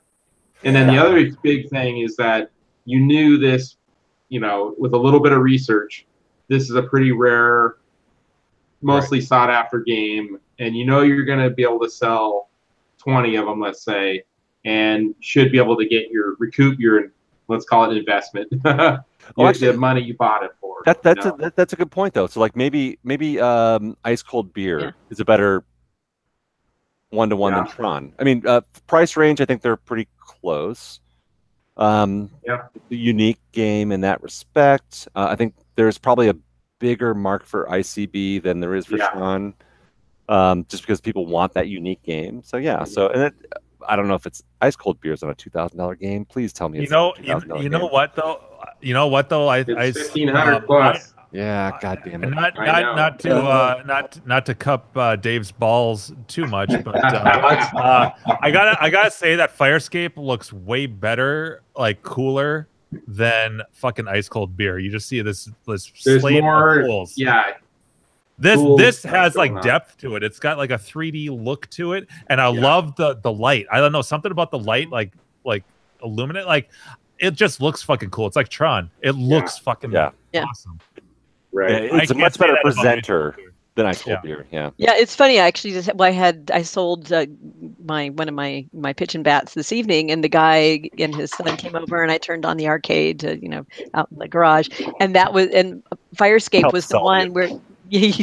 Well, it was actually after the game was loaded up, but yes. Well, so he was kind of walking down the aisle, and Firescape was the one where he was like, "Whoa, this is interesting," and that was the one game of all the games that he played. Yep. It was the eye catcher. It was like, wow. And I'm like, oh, this has a really cool story behind it too. Like when have you seen another one? Yeah, like, exactly. Everyone's like, everyone's in this world, and all of a sudden it's like, what's the hell is this game? Have we had, I'm sure we've had that question, like what's the one game that the average Joe that isn't into this stuff approaches when you have parties? I don't know if we've had that question. We probably have. No, the closest thing I think we've had is what game do you have for other that you have in for other people? But we can save that for show when we're scrambling. That's definitely a thing because I have. Well, Carrie, my friends, most of them are not like. Or you could answer or go ahead and just I'll pretend I have friends. But the bulk of them are clearly not into arcade games. Yeah. So Dave, when you stepped out, we were talking about we're just saying theoretically the risk versus reward. We made some guesses about what you may have spent, and would any of us have spent? We made your balls huge. Yeah. We could be totally wrong, but we're thinking mid. Early five figures. Yeah, you don't have to comment. Don't comment. Don't maybe 10, 20 between 10 and 20. So in the teens, we figured somewhere. And would any of us have spent that much on any game that's similar value? So we started with Tron, and then we ended up landing, I think, a little bit towards Ice Cold Beer because it's a little bit more similar as far as desirability and a unique game in an arcade. But yeah, would any of us spend that kind of money to buy, let's say, $15,000, just to put it in the middle? We don't know what the number is. This is, for any of you listening, this is a made-up number. Let's pretend that Dave spent $15,000 on this. Would any of you go into that and then have to sell some potentially broken and questionably shaped from water damage and who knows what else? These games, and then have to deal with basically turning them over, cleaning them up in whatever manner you can, and then getting them back out to just get your money back? And would that at the end of the day be a deal and it's like your sweat equity that you put into it just to move the fucking things, which is a pain in the ass. We all know. All of us have moved fucking games. And we're all across the board. I think we can all agree that all of us are in different financial situations. So we're casting that aside, but at the same time taking that into account. If you had this money, that's a dent for any of us. Like that's for me. I'll explain from my perspective. Here would like just be like lifestyle change. Sure. I'll throw 15 grand. I was kidding. Right. So I have a question for Dave.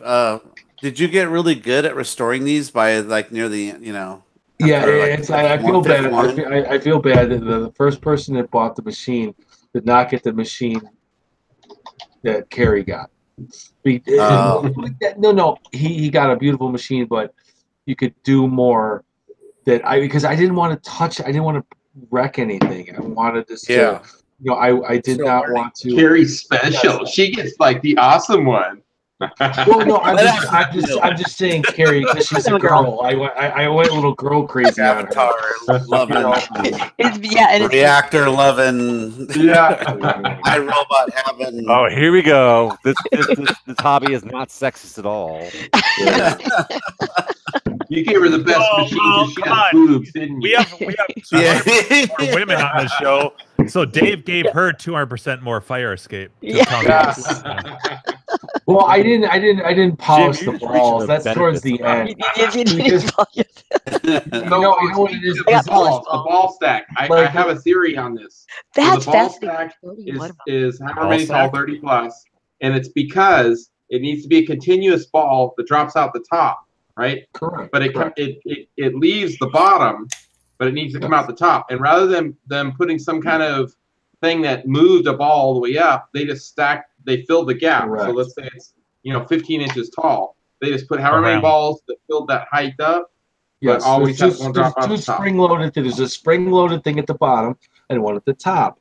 My friend Scott Bardelli, who probably got the nicest machine as far as like I'm looking. Spoilers. The cardboard bezel. That was not yours or cousin Brian's, right? Yeah. No, his was nicer than mine. Oh. Because I don't know. I just grabbed one. I don't know. I decided to keep mine. I grabbed one because I'm trading with him for a game, and I grabbed one that looks sort of nice. And as I get into it, I'm not going to go like, all right, I'm going to go grab another one. I don't know until I start getting into the machine. I can't. They all look dirty and dusty. Then I'm getting, oh, this one, wow. The cardboard bezel doesn't even have a hint of mold on it. It's 100%, which you can get. Mold? I have a new. Well, yes, of course, they're all in a barn. But the cardboard bezel I had reproduced at Michael's for $40. It's just you bring the pattern in. It's a trapezoid or whatever the shape it is, and they can just cut it, and that's not a big deal. Right. In fact, I haven't even put my reproduction one in there. It doesn't even have the cardboard shroud, not the bezel, in there, but. As I was taking it, I'm like, wow, this is a really nice one. And I started second guessing, like I should but whatever. I want the first one. I'll keep that.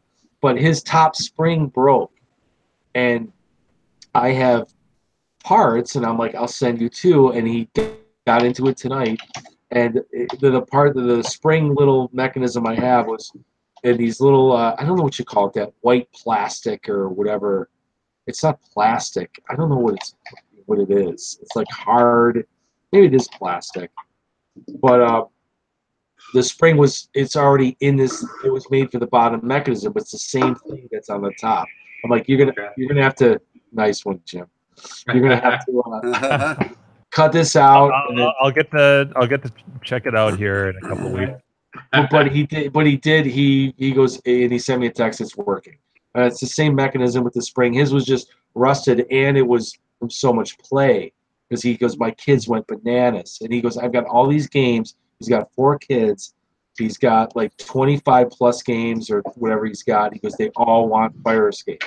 They want to play it because it was the most fun, and he was able to fix it. But what was I getting back to? Like, yeah, the first guy, he's got a beautiful machine. I just didn't go as crazy with it, more out of nervousness, and I didn't want to do stuff. But then I started. Like all of them are micro switches, like for the ball, and the first one, oh, it's not working. And then when I take a screwdriver, just do it like they probably had surface rust on them.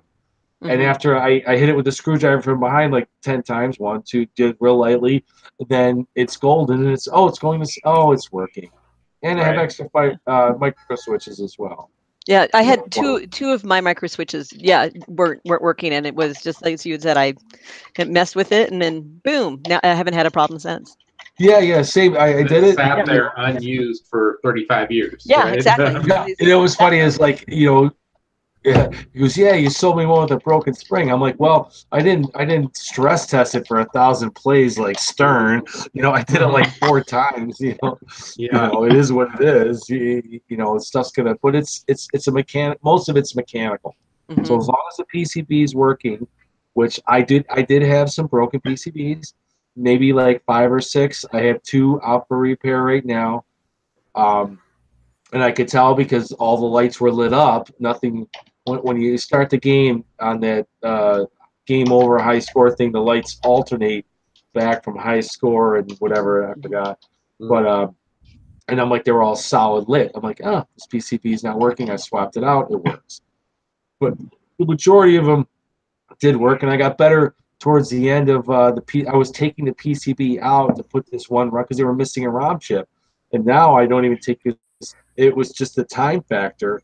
Like, why am I spending 25, 30 minutes unplugging everything, putting the PCB on a bench, and then putting the chip in, and then now I've got better just to boom, do it right in the game. It's totally fine and works. So the one thing I noticed, and I don't know, Dave, if you've noticed others with all the ones you've had. So I got 2 machines and an empty cabinet. So the 2 machines I have, there's approximately 100 in serial numbers, about 100. The number is about 100 different. So I don't know if they changed anything during the small production they did. I know for sure they did this though. The LED lights on the left side on the control panel, I believe the original ones were kind of flat. The top of the LED, the red LEDs that light up. But then the later models, they're actually kind of a bulb shape, like a dome shape. Gak, you would know more than me. I thought it was the opposite. It might be. Maybe it is. I thought the older ones were the bulb shape, and then the other ones Maybe it is. Maybe it is. And it might have been because of cost or who knows. Or they realized those little bulbs are breaking off. Like, let's make them flat. People are hitting them. They keep pushing them. They're thinking they're buttons. Yeah. Because they aren't buttons. They light up during modes of gameplay, right? Or where you wind up. No, you have where you score, and then the one lights when you start, like down by the ball ejector. And I thought the other interesting thing about the game too, I found was there is no player 1 start or player 2 start. It's just, I believe, right? You just coin up and it starts. Yes, and you can't coin up. I believe the only reason I know this is because the guy that bought in Oregon, if you put more than 1 quarter in, it's only going to give you 1 game. It doesn't remember it just starts it. Because he was wondering, because, if I put this on free play, are they going to get 1 million free plays? Which is another point. And then he tested it, and then, you just do free play and it's 1. It was such a small production, and it wasn't, really that much on the market to discover those kind of little things that they needed to do tweaks to, Because normal arcade games, I don't care if it's a pinball, electromechanical, video game, whatever, you put in 1 quarter or 2 quarters, and then you have a start button. I think the only one is like the pole position. Like as soon as you drop a quarter, it starts the game. That's the only one I know. Super Hangout's the same way. Is it? Okay. Yep. Racing games. Yes. What? Right. What? Well, I mean, I was thinking because I thought there was some other games that didn't have a start button where it just starts up. Like, was it? Game. That good segue. Well, sorry, Dave. Did you guys see Adam's new video on this the 4 to 6 player thing? Yeah, that's fucking awesome. What is it? I didn't when see it comes that I can pull Simpsons and Turtles out of storage, I'm gonna pick up 2 of those. 6 of those. So Adam at one circuit, he created another version He should be on this show. 4/6 circuit, right? The 4/6 up. Yeah. Because there's games out there that didn't have dedicated start buttons for the 4 to 6 player games. And so it's for the coin slot, right? Yep. Yeah. So so if you add like X-Men 6-player, 4-player is different, but the 6-player, Turtles, Simpsons, Crime Fighters, all those co-op beat 'em up games that Konami put out, they didn't have a dedicated start button. And so the way it would work is you would walk up to the game, pick which character you're going to play, and put a quarter in that particular coin slot for that character. Each character had their own coin slot. So you add a credit, you insert a quarter or whatever, and then you hit attack or jump. They only had, or in X-Men's case, they had 3 buttons, but they're all, attack, jump, mutant power. They had no start button. So you had no way of really doing and all those games don't have a free play, mind you. Some people have done ROM hacks, but so Adam's thing to get around that is his device, which is different than his other coin op. His original.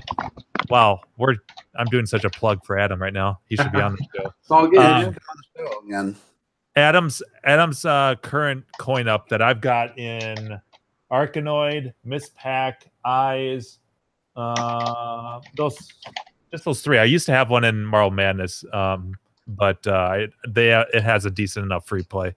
But anyways, the way they work is trying to find a time to put this in one of my games. Oh, nice. Yeah, here we go. So there's one. I've got 1 spare left. No, 2, I think. Anyways, the way it works is you when you hit the start button, it senses that start button. The little chip wires up to your start button and also the coin switch. So what it essentially does, Adam can explain all the technical stuff when he gets his ass on the show.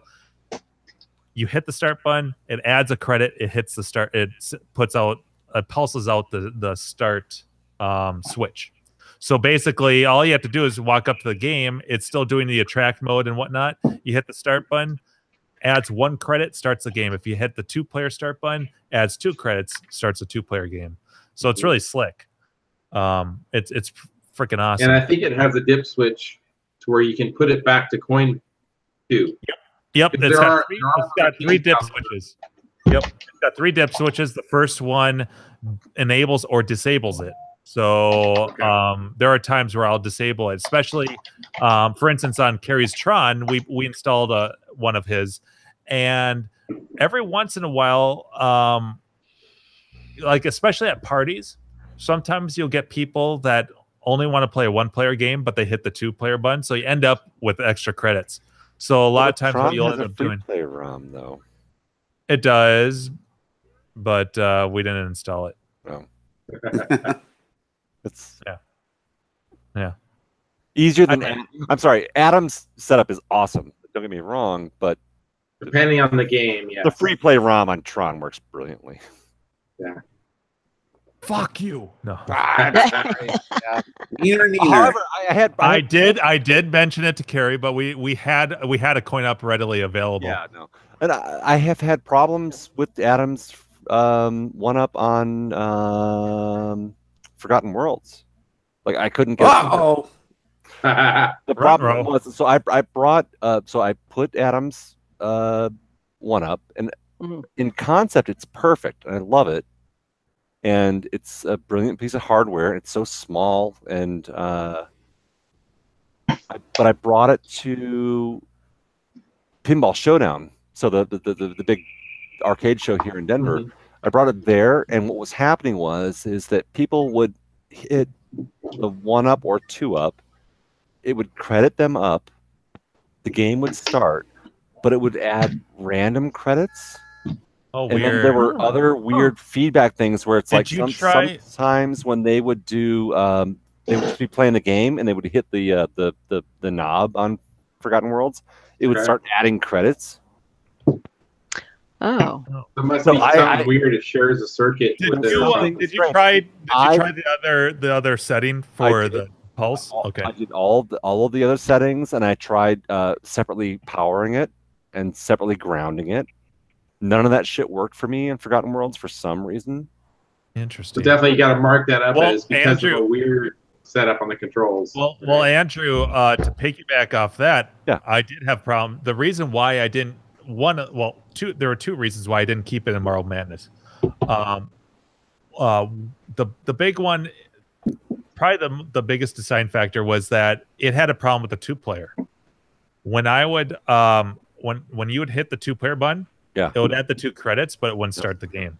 Oh. And on both and then they hit it again, and they're adding more credits. And then you've got and the problem with that, there's a problem with that because with the high scores, you have to use the start button, right? And so all of a sudden you're adding credits, when you're trying to put your high score in, right? So so it's not practical. The silly reason why I wanted to use it in Marble Madness is because I just like hearing the coin up sound. Dude, that is I don't know if you guys heard. I tried to tell you guys that's my text sound. So when you guys send me text messages, I hear the the gong. The gong. That's awesome. I love that sound, and I like it too. And any of you guys want the Atari coin up sound, let me know. I'll send you a WAV file that works with a text message on your phone. But I know that I've tried to show you guys probably at Grinkers. I'm like, here, listen to my phone. It's fucking the coin up sound. And my other pet there. That's the only fucking Atari game too that, and correct me if I'm wrong, but Centipede, let's see, Missile Command, all these Atari games, they have their cone start buttons, the LED ones. Yeah. Right. And when they're on free play, they blink. Yeah. And Marble Madness doesn't do that on free play. Oh. And it's such a little tiny nitpick, but I hate that. Yeah. Not only do I not get the gong sound, I don't even get a fucking little like blinky light. I'm sure you won't hear this, but it's so quiet. Pull it up to your microphone. I'm doing that. My microphone. But actually, it's one of the reasons. So, like, for me, my cell phone, like, I don't like noisy sounds coming out of my phone, and that is such a brilliant like gong. But it's so quiet. That's good. And 720, it makes that boot up sound. So I fucking love that sound. That's the sound of, to me, that's the sound of 720. That's the sound of Gauntlet. That's the sound of Paperboy. It's the sound of a grandfather clock. That's just it's such a subtle, like, and so like when I'm at work and if I forget to put my phone into mute mode, like at work, and it's like if it goes gong, people don't go, the fuck is that? Turn your phone off, right? the girl across from my cubicle, her text message sound is from Duck Hunt when you get a duck. Dun, dun, dun, dun, dun, dun, dun. Right, that's terrible. it makes me laugh though every time because my text sound is a extra 1-up from Mario Brothers, but I don't ever have my phone on sound except when I'm at home. Yeah. Right. So to tie it back in and wrap it up, there is there's no free play. We're talking about condoms again. Yes. There's no free play option for Fire Escape, and a coin up would not work the one circuit because there is no start button. So the only way you could do it is like what Carrie did. It basically a physical button that coins it, or like the other easy coin up, I guess is what it's called. Mm-hmm. Right? The new yeah, one? that'd work. Oh, it's a physical button. John. It looks like a quarter. Yeah. Okay. What about I have those two? What about Adam's new one that doesn't require a start button? Maybe. I don't know. That could be. Maybe that's possible. Hey, Dave, have you talked to Steve at Drinkers? Hey, I was asking a question. Yeah. Just answer the question. Let the man speak. Yeah. Dave, have you talked to Steve at Drinkers to see how well of an earner it is at Drinkers? It's funny because I did ask him. I wanted to find out. But I never got an answer. Like last Grink test, and I'm like, he goes he wasn't the one emptying the coin bucket, and I was just wondering. I go, I saw people playing at the last Drinkers nonstop from the time I was there. I can vouch for that weekend specifically. My son put in at least $40 worth. That's not an exaggeration. But I saw tons of people. You know, I'm changing my text sound right now. I just came up with a good one. But Dave, you know, I gotta say, like on a normal day. What an epic story and experience of finding anything arcade. I mean, I wish I could stumble across something like that. I don't know if I could convince my wife to let me spend as much as I can only imagine you spent on the original purchase. But awesome. The money is not as much as the time. Yeah. Time is when it's all said like, and done. That's what I was. Yeah, that's what I was thinking about when Jim was talking about it'd be a lifestyle change, and he was talking about eating ramen. But I was thinking that's pretty much now that's all your spare time, all your weekend. And I wonder like if I should have just not done anything and sold them dusty and crappy, but I think it worked out good in the end. You know, hey, Seabart is okay. Are you okay, Seabart? Well, I appreciate that dick. I know Apparently my mute switch is hopefully broken. Andrew is gonna get Strawberry one. vape. And Orange Whip, I hope if he's listening that he gets at least one, maybe a few. I know he was working on helping you out there in the original beginning. So because he was one of the first guys that knew the whole that knew about it. He's like, oh no, I like Fire Escape, and I'm like, oh, right, you know about this game? And it's like, what the? Yeah. So at least keep one or two aside for him if you can. I'll put that little. Yeah. I'm saving everyone for everybody. You know. Right. Yes. Right. Yes. It's got your name on it. Yeah. But what an awesome story! Thanks for sharing. Yeah. No, I'm sorry. Yeah, I feel like I was kind of halfway biting our lips for like the last year and a half. I know. You know what's funny is I think we've known for over a year. He knew about this shit December of 2016. I swear, I remember him talking about it early last year. Most of us have fucking known about this shit for at least a year and a half now. Hey, that's a good point, Andrew. That's a good point. That's a good point. How much we were talking about the balls that would take to make this deal and to go through with it. How about the balls to keep your mouth shut for that long? Right. I couldn't do it. There's no way. All of us here have known about this story in some small way. Anybody that was within 30 feet of Dave at Grinkfest last year, last year, you did spill a lot of fucking stuff. No, and hands up to everybody for I didn't mind. I told the story, and everyone's like, I go, look, I don't mind you telling all your friends, but just don't put it online because I'm the guy that I got this. I want to tell the story, and everybody really. I love that story. We all fucking kept our traps shut for. I mean, everyone at Drinkers, the people that bought my games, you know, the people that made some comments like, "Oh, you must be making them" or whatever, which is fine because they're obviously God. This guy's had sold like, you know, he sold like 4. And one person did say, "Oh, there must be this secret world on Claw. Like, how come I never saw these back in 17 when he got the lot?" Because you're not a regular listener to when I was 17. No. True fans would have already known about all this like a year and a half ago. Fans. Yeah. No. I love that story. Yeah. I'm pretty sure Brian Frober knew this story. I've had a couple of people who watch our show be like, "Oh yeah, no, Dave mentioned about a Fire Escape." Like, well, you know what happened is just because somebody's like, "Oh, Secret World on Club." No, what happened is the game is so rare. When I sold it, people would say, "Hey, did you sell that?" Or if I had it on eBay, and then I had 3 people contact me, and I sold it to them without advertising. Yeah, that's why I was able to unload some of my machines. Without it didn't seem like there was that many because people that saw it at Grinkers, you know, I didn't put it on Claw because they talked to me personally, and I'm like, okay, you're in line. You know, speaking of Grinkers, did you guys say Steve's for sale thread with all those games? Yeah. Mm-hmm. No, I didn't see that. Yeah, a bunch of cocktails and some other. I wanted that Moppet. I originally talked to him about that Moppet. He was offering. Honestly, I was tempted to see what shipping would be for one of his off-roads because Dave, I know you had one up for sale, but he was offering it for $400. That's a really good price for an off-road. I sold mine for $650. $650. That's still a good price. Yeah, that's usually about what it goes for. I was looking to get one at one point. Just depends on timing. Whenever with somebody, people exactly. I did. Gleek put some games up for sale. I'm popped over. What? Gleek selling games. That's It's almost like Jimbo or Carrie selling a bunch games. of them. Is he 1,500 for a Popeye? Is he price policing his own fucking thread? Yeah. I mean, we should all troll his thread. Yeah. Oh God. Oh gosh.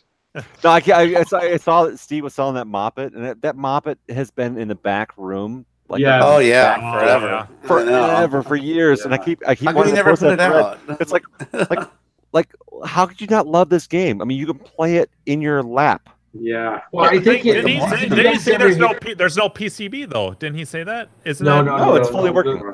No, it's fully working. But there was the one thread with Coin, or you guys don't listen to Coin Rejects except I do. I listen. Yeah, it's like basically like one of these. Like you could be at home playing this. It's a Moppet. Well, Andrew, you're a different. That's a Moppet for. Yeah, that's a Moppet for Andrew. That's what a Moppet looks like. Are we going back to my doctor story? Yes. I love that story. But Gak, why Gak's the only one who listens to Coin Rejects here. We're cross podcasting here. Gak, why do you think he sold the Moppet? Because there was an episode of Coin Rejects why I think he sold the Really? They talked about it. Well, you know why? Because there was no way to change the volume level of the horn of the tugboat, and it was so loud. Every kid was like, It was probably the most annoying thing ever. Anytime there was a kid in there, all I could hear was and it's either no sound or sound. I wanted to ask him, and I thought about getting the Moppet myself, but I actually brought up, I'm like, it's because my son, the window, but now he's in the Donkey Kong, so the Moppet's gonna be like, this is a baby The game. one that got me when I was dropping off, because I sold him a handful of games, and I went there at the end of May. He had an APB that was most halfway complete game. It didn't have the seat and it didn't have the monitor, but it had everything else free. Just that you would essentially promise that you will get it back into running condition in its original intention. And I'm like, oh man, but I was like, I need to downsize. I cannot even think about it. And I asked, so what's the story with this? And I guess Drewster's getting it, but not till October or something. So he's gonna hold it for him. Yeah, but C buys in so many lots. Like there's some games, it's like, all right, I made, I wanted this game. These are like freebies, but I've seen it, where he gets multiples. It's on a larger scale of what I used to do with console stuff. You want those 2 or 3 games, but the person is only selling all 10 at once. They just want to offload it. Yeah. Yeah, so it's an extra 3 games, and it's like, I'll just take them all because I got the truck. It is what it is, and then, I'll see if we can use parts or how many of these we have. Well, we have 9 APBs. All right, let's get rid of this one. Mock, before I forget, I'm gonna segue to a little bit of arcade-ish news. You're like, we're still talking about arcade shit. Oh man. So today, I think. Today, it was released is Tempest 4000. Have you guys seen any of that? For what? It's I think it's on Steam and PS4. It's basically there was the original Tempest. What the hell is Steam? Then there was the Tempest 2000 on the. What the fuck is Steam? Yeah. It's when water gets to a boiling point and not. Tempest 4000. Okay, because there was Tempest 2000. Yeah, 2000. I know. Yeah. So the backstory on that, Mock, So the original Tempest, we all know and love, Vector, Atari, and then somewhere in the 90s, when I was not involved at all in any console stuff, was the Atari Jaguar. Jaguar release, handheld, and that was a thumb drive or thumb stick for and there's like a huge fan base on that. Somebody it's fun. Somebody made it work in an actual Tempest cabinet, like with an LCD or something. But they made a Tempest 2000 in a full upright cabinet. I'm watching Steam right now. Talking about it, I think, for about a year. The Tempest 4000 release. So Gus just posted a link in the chat if you guys want to see. Okay, is that the Steam powered? I'll go to YouTube and watch gameplay. I mean, so I'm extremely tempted to get this. Both my sons have a PS4. He's tempested to get yes. Wait, are we going to play this on Thursday or what? What's going on? Oh shit! Oh, it looks cool. Yeah. Oh, Gak, what are you talking about? You never play arcade. I know. Yeah. Those anymore? Yeah, I hardly had time. It was like a one-time. My ass. We had Gak for a couple of good Left 4 Dead nights. Yes. We've been like man. I've actually settled in here. Maybe I'll be back in the swing. I'll put this on the meme cabinet for sure. Yeah. It looks awesome. Looking awesome. Yeah. So it's just like on the next. It's Tempest 2000 on the next level, right? So, but I guess they have it on PS4 also. All right, I'll add this shit to my wish list. We'll see when it goes on sale. Yeah, there you go. That's like, isn't it $20? How much is it? It's $20. Yeah. And then there was something else. I'm trying to think of. I'd buy that for 10. Yeah. Feels like a $10 game. Our chat is really good tonight. We need more serious. Yeah. So Brian, we've been playing Serious Sam, PC. So if you guys want to play a fucking stupid, goofy, arcade style first-person shooter, we've been doing Serious Sam. Wait, that I was thinking of Team Fortress. Never mind. No, this is like it's a co-op. So we play. It's a player versus enemies, but the enemies are insane. It just is fucking crazy. They come at you like a horde, like a million of them. Yeah, there's so much. It's all about like just like ganging up together, but it's co-op, like Left 4 Dead. Okay. But it's like goofy enemies. Like there's like one of the favorites, the classic ones from Serious Sam is like some dude, his head is chopped off. And he just runs at you with a bomb in each hand, and he just screams out of his chopped off neck. But but the thing is, it's all slow. Like, right? It's 3D. No, not slow like that. It's a quiet. It's like.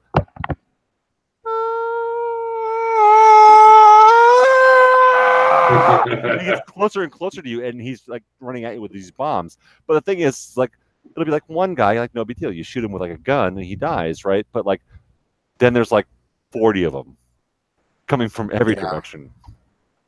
Serious Sam. You just shoot the bomb and it blows up the group. If you hit one and they're close enough together, it blows up the rest of them. But like, the thing is, like, it's just a frantic first-person shooter. It's amazing. So Brian joined Dave, who's a buddy of mine. You guys know from Xevious, right? Yeah. Xevious Dave. Dave, your buddy Xevious. My buddy Xevious Dave. Yeah. So he and I have been PC gamers since the like mid 90s. So he's played when we've been doing Unreal Tournament. Yeah. So Fuzzy is actually Fuzzy. Yeah. You guys are in the same league, and then there's me over here. But like the thing about it's fun about Serious Sam that we've been playing is it's co-op the same thing like Left 4 Dead, where it's like we're all working together. It's not about us trying to fight each other. It'd be like co-op Street Fighter. That's a fucking concept. It's us just trying to keep each other alive. That doesn't sound fun at all. No, I'm just kidding. I love co-op stuff. Yeah, so it's co-op. It's brilliant. It handles a shitload of players. So like easily like 16 players of us could play. So 10. Yeah. Anyway, Brian's talking about this stuff. We've been having a great time playing offline. We played through the latest Serious Sam 3. Are you still doing that every Thursday? And okay. We are in Discord and playing every Thursday. So you guys want to join us? I had a good 2-hour plus session with session with Mike. me and Mike Lethargy, who's not in the chat tonight. We duked it out it was funny. We had a little game of tag going with a Steam chat. Like there was one night where I'm like, he's always on Steam, but it's always like he's not at his computer or whatever. And so I sent him a message. I'm like, hey, fuck, I don't know. I called him up. I'm like, would you get your ass online or what? You spent $40 on this game. Let's play.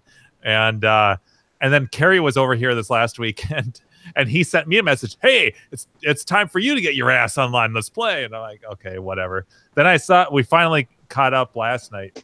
And I had to like basically we both ducked out around the same time because we're like, oh shit, we gotta get some sleep. It's kind of like what it is now. It's like approaching 1 a.m. But we had some really. He played everyone. I mean, he played like 5 or 6 characters, and I stuck with my 2. But it was really good.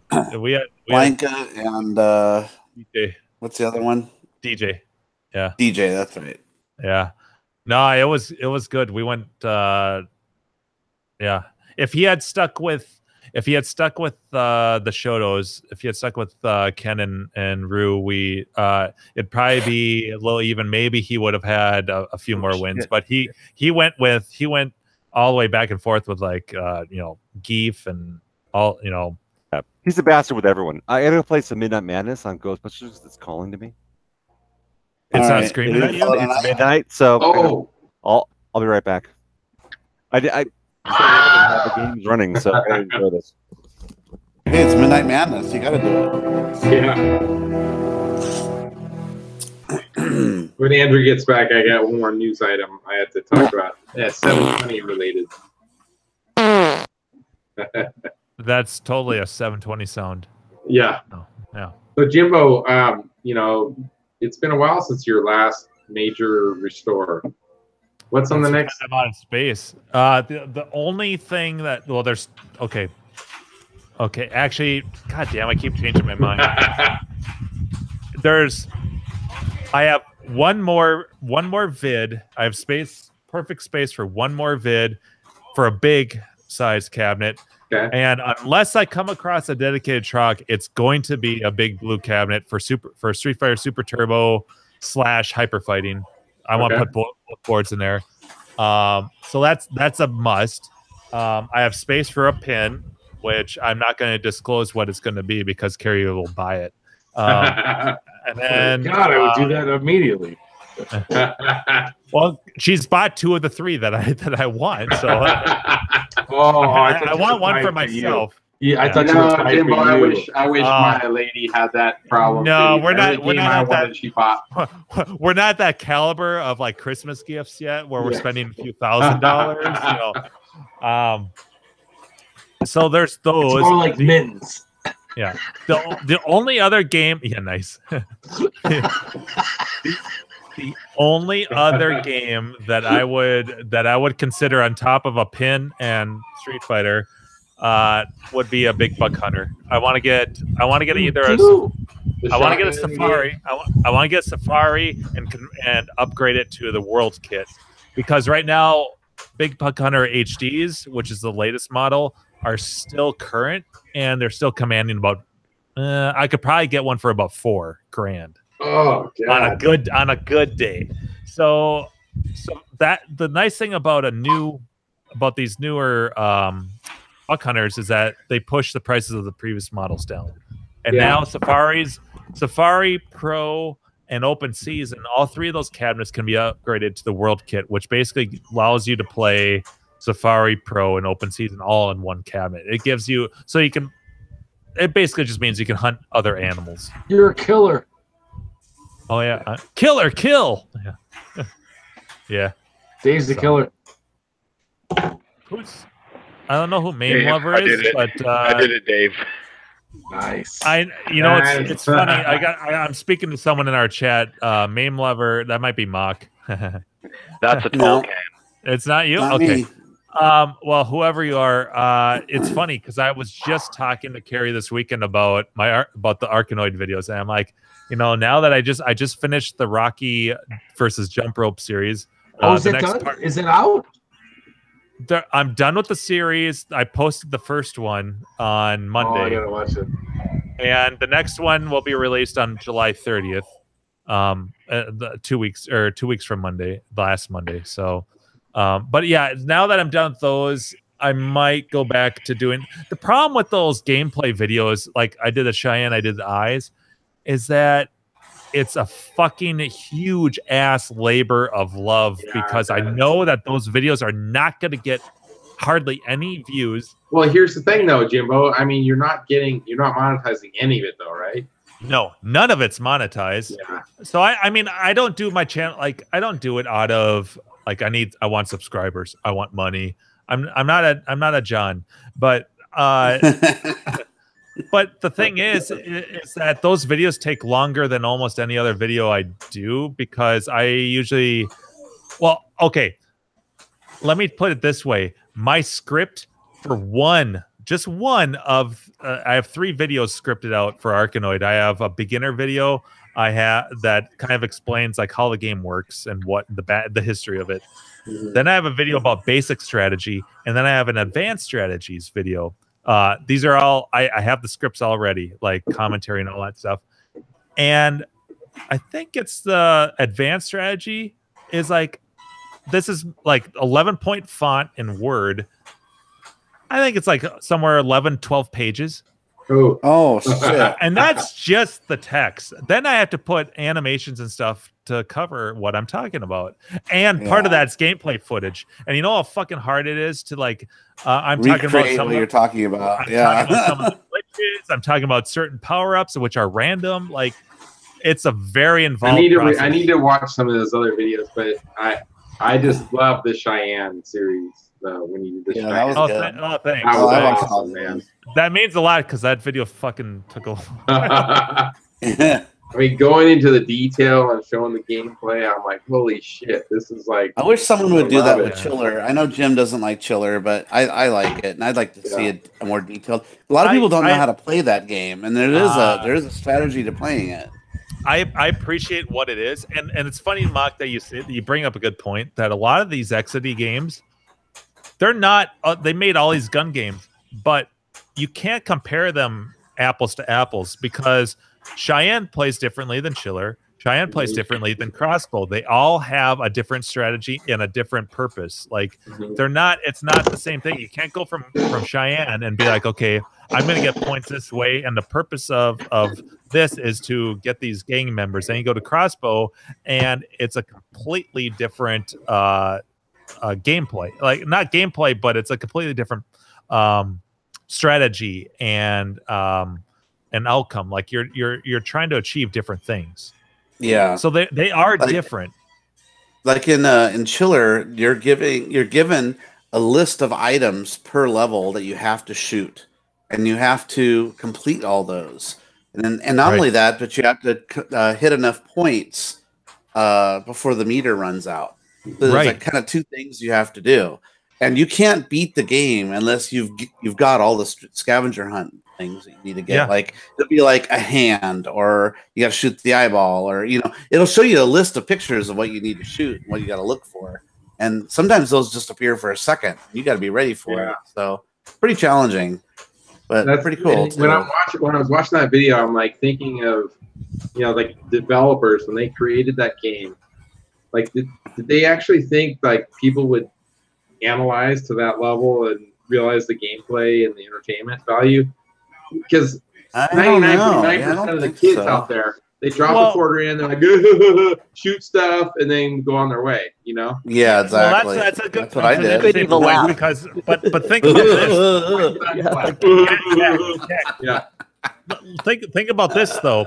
Let's say that Chiller or any of these games that the more you play them, the deeper you get into it, and you're like, okay, here's a strategy. Think about this though. Like you're at a bar, maybe there's 1 or 2 games, and so that's it. And maybe you have like, let's say you have a bowling league, and there's like 2 games at the bar that you play on a weekly basis. So like over time, you're gonna like I would imagine that people are like, hey, wait a second, if I do this, it does this, and you kind of latch on, and maybe over time you develop a strategy. But for a one-off, like if it's just a regular arcade and there's like 30 machines, I don't think you're gonna get that. But if you're in a location where there's only a couple machines, maybe. Yeah, that's my theory, and I'm sticking with it.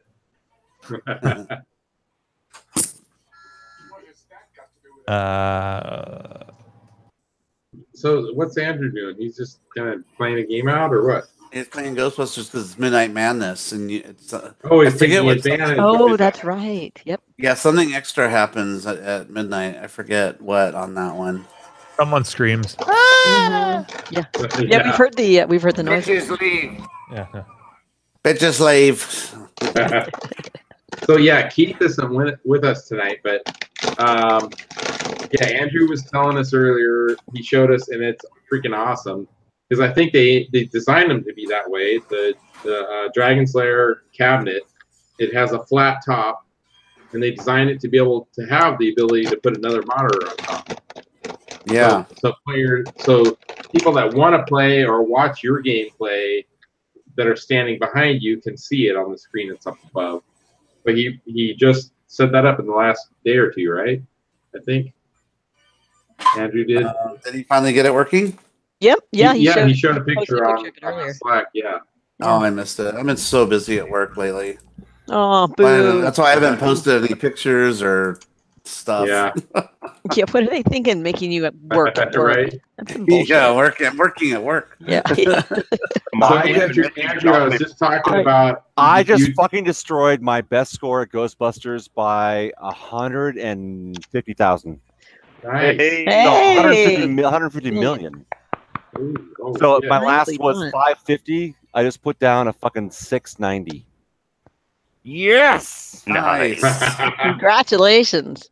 Yay. That was one game I was waiting for. There you go. What happens at Midnight Madness? Like what happens at that time? It's a multi-ball and like everything's like worth a bunch of money and it's just a crazy yeah.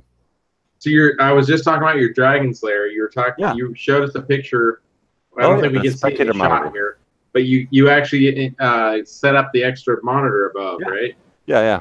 So I got. So is that just a regular television set, or what is that? It's a plain old television set I put up top. Yep. Okay. So what was the answer last time you were trying to figure it out? So the BNC splitter. So it's BNC. It's a coax cable connection, basically. So from the Dexter board. Right. No. Yeah, Dexter board. Sorry, I should remember which is Dexter, which is Merlin. So yes, from the Dexter board, which replaces the Laserdisc player. So you could do this from a Laserdisc player the same, but basically there's a BNC out, which is just a coax cable out, which goes to the monitor, which is one of the pictures I showed you, Chris. Right. It's the one that's on the side of the 4900 that I showed you. So the Laserdisc player is a BNC out, it's a coax connection, and I just got a BNC splitter and then a BNC to RCA adapter, and then ran a 75 ohm proper video connection from that out to the TV. So it's a standard, RCA style 75 ohm connection. Awesome. So it's a good video connection, and then so it plays perfectly to. So with your height, you probably just watch the upper screen, right? I totally can. Yeah. But it works perfectly. It's actually the plan was eventually to run the video to the big TV up here, but I was like, fuck it, man. I mean, I've got a 19-inch TV which I use for retro gaming. So my Nintendo and stuff like that I have out here for retro gaming. It's like that's what I plug into that thing. But I was like, well, fuck it. Like, why? I mean, I could play NES on top of this thing if I wanted to. And I've got the NES Classic and the SNES Classic. I was able to score these guys actually recently. So, oh, nice. Yeah, those guys. Oh, yeah. Yep. So they're all been re-released. So if you I heard they did. The NES just recently got re-released. Yep. So if you I already have the Super Nintendo one. If you missed it like I did, because like I'm not willing to pay a penny over retail for these things. Yeah, I hear Me either.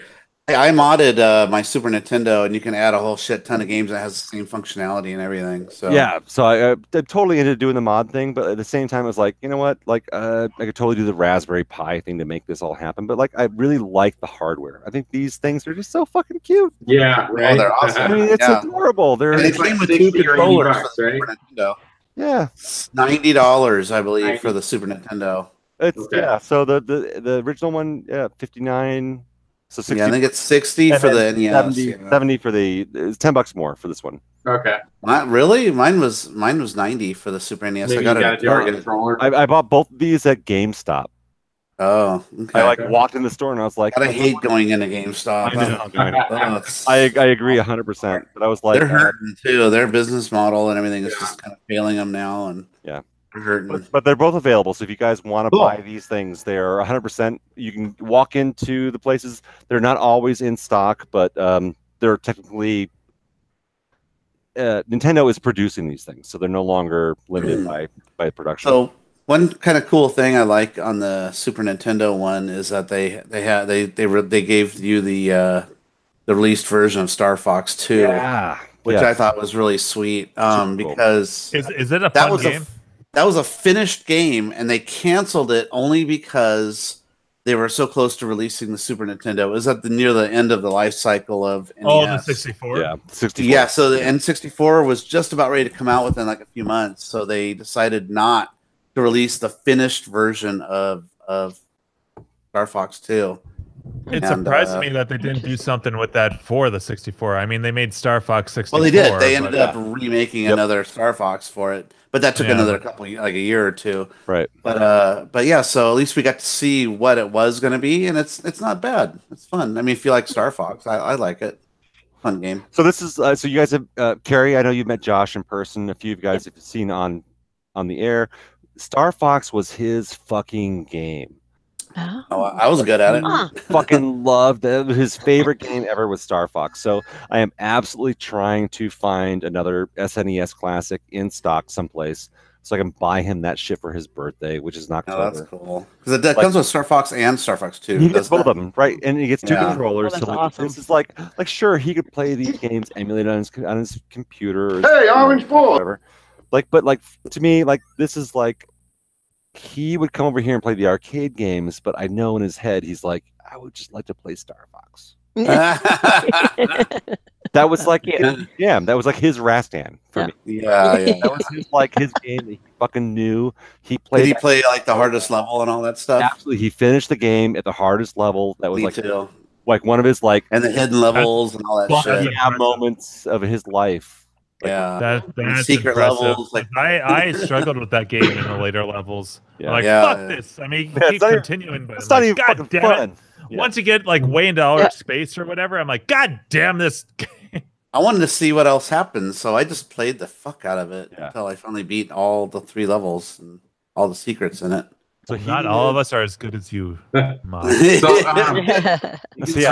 one last arcade thing I want to talk about. Oh, God damn it. I know. Sorry, Jimbo. It's 720 related, as I can see it behind you there, Andrew. Today, I believe someone on KLV... We've got 2 more days before 720. Ooh, good point. Yeah. So, I will absolutely be playing 720 on 720. I promise. And it's Friday. I will be playing it probably drunk then. I will be playing Street Fighter for no apparent reason. Yeah. Me and Mike. Mike will be. Does Mike smoke? Does he like weed? Yeah, like this. No, not Mike. Lethargy, Street Fighter Mike. Yeah, no, he doesn't smoke weed either. Oh, God damn it! I thought maybe he likes the sticky icky. Yeah. I mean, I'll if I can get him over here. Well, that means nothing because I want to play 30th with him. No, that's not fun. He could play with a Mega Touch. Oh yeah, we could have some. Remote competitions. Yeah. Anyway, sorry, Chris. So 720. Somebody, I don't catch I don't recall the handle. Boring. The KLVer that linked it, but so there's a YouTube series. So it's a skateboard magazine that goes way back. Trans World Skateboarding. Oh yeah, Trans World. Yeah, who it is. Oh yeah, they have a like kind of a mini series that they call skate hoarding instead of skateboarding. And so the skate hoarding fading out on us.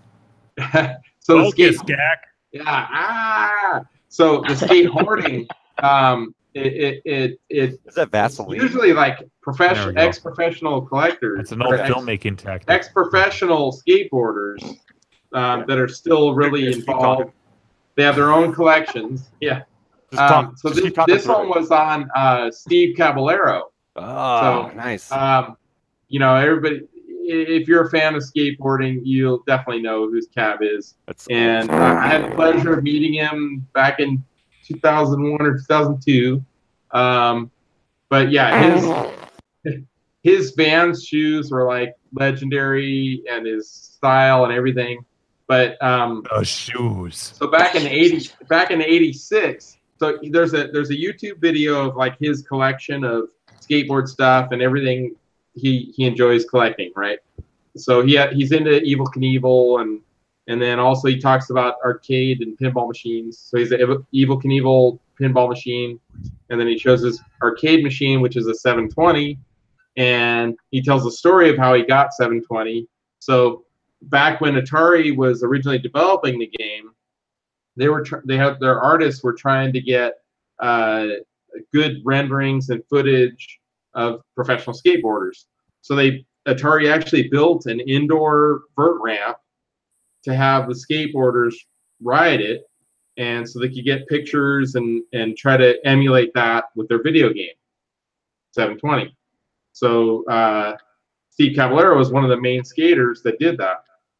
And then later, they said they want to promote this in the skateboard magazines, like Thrasher Magazine. That was the biggest one at the time in the mid-'80s. So they took pictures of Steve Caballero with the arcade machine, and they were like, Steve, so, what do you want to get paid for this ad? How do you want to be compensated? And he's like, well, I want one of the machines, one of the arcade games. So that was his payment. So there's a photo of him in Thrasher Magazine in '86 or whatever, where he's just like leaning up against the game. And his payment for doing that ad was actually getting a machine. So he has an original, brand new machine in his own private collection that was a 720 from doing that. Yep. We've seen that picture, right? Yeah, where he's like leaned up on it. He's trying to do the same, from the original. Yeah. Yeah, it's freaking awesome. It's fucking amazing. I love it. Yeah. And so I just thought that was a cool little piece of history, and the interview, and he talks about, that really, I'm a BMXer, but I can appreciate and I respect the skateboarding stuff too. So just he talks about the history and the background of skateboarding and his collection there. I can totally relate to that, but in a BMX, term. Yeah. So it's an awesome video if you guys get a chance to see it. I think it's Trans World that made the YouTube channel. And it's called Skate Hoarding. Yeah. And so there's a segment in there where he talks about 720. So I thought that was cool. I think that just came out too.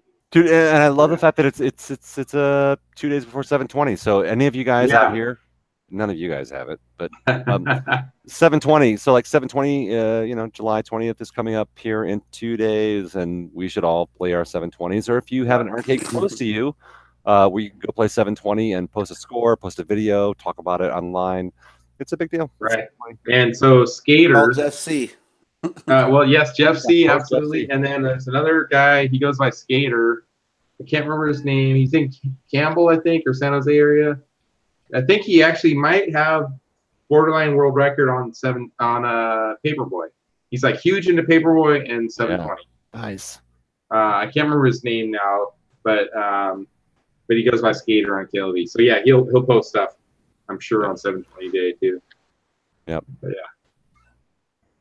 yeah, it's a good times. So anybody else got anything new to talk about? Sure. Yeah. Besides that. Do I? Anyone excited about California Extreme? I will have an amazing, rare, ultra rare game of Alley Master, a bowling game. So. Yeah, that's right. Sweet. A challenge accepted. Tournament time. No, I'm looking forward to it.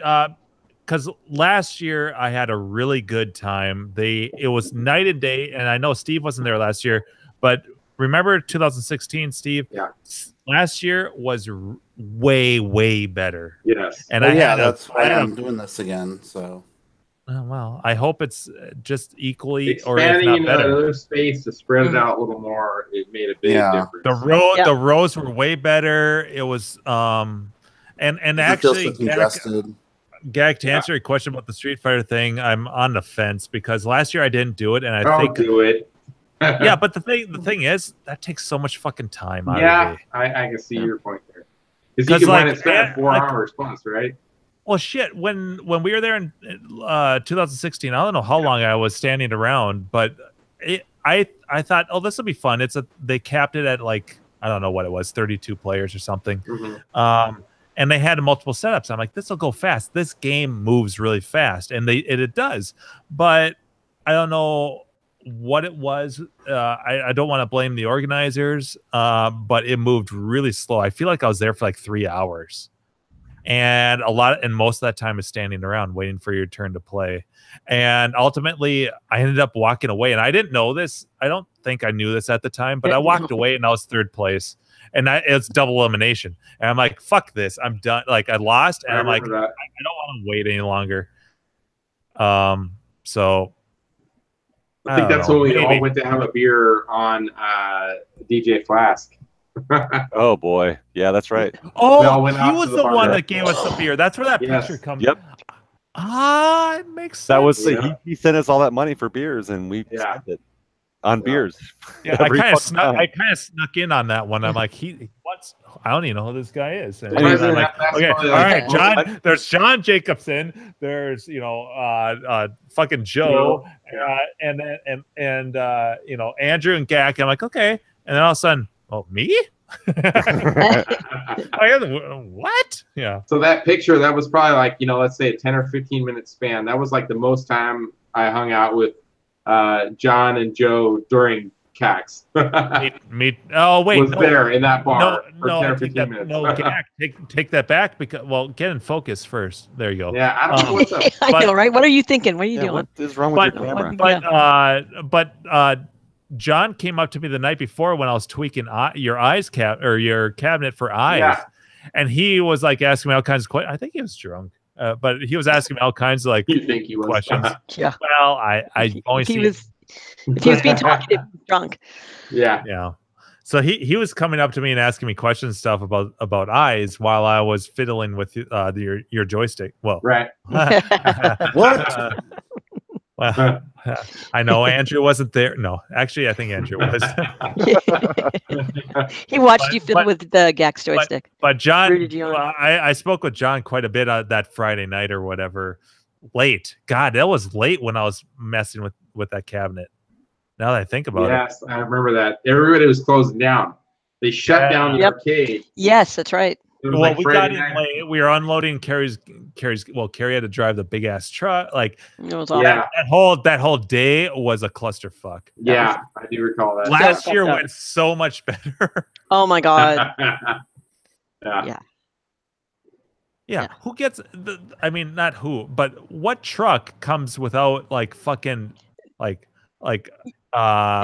side, the thing to strap your stuff on the inside. Yeah. Like we had to make we had to fucking brainstorm, and then we had to go to Ace to get the little screw eye hook things for the straps, which were mostly successful, but not entirely.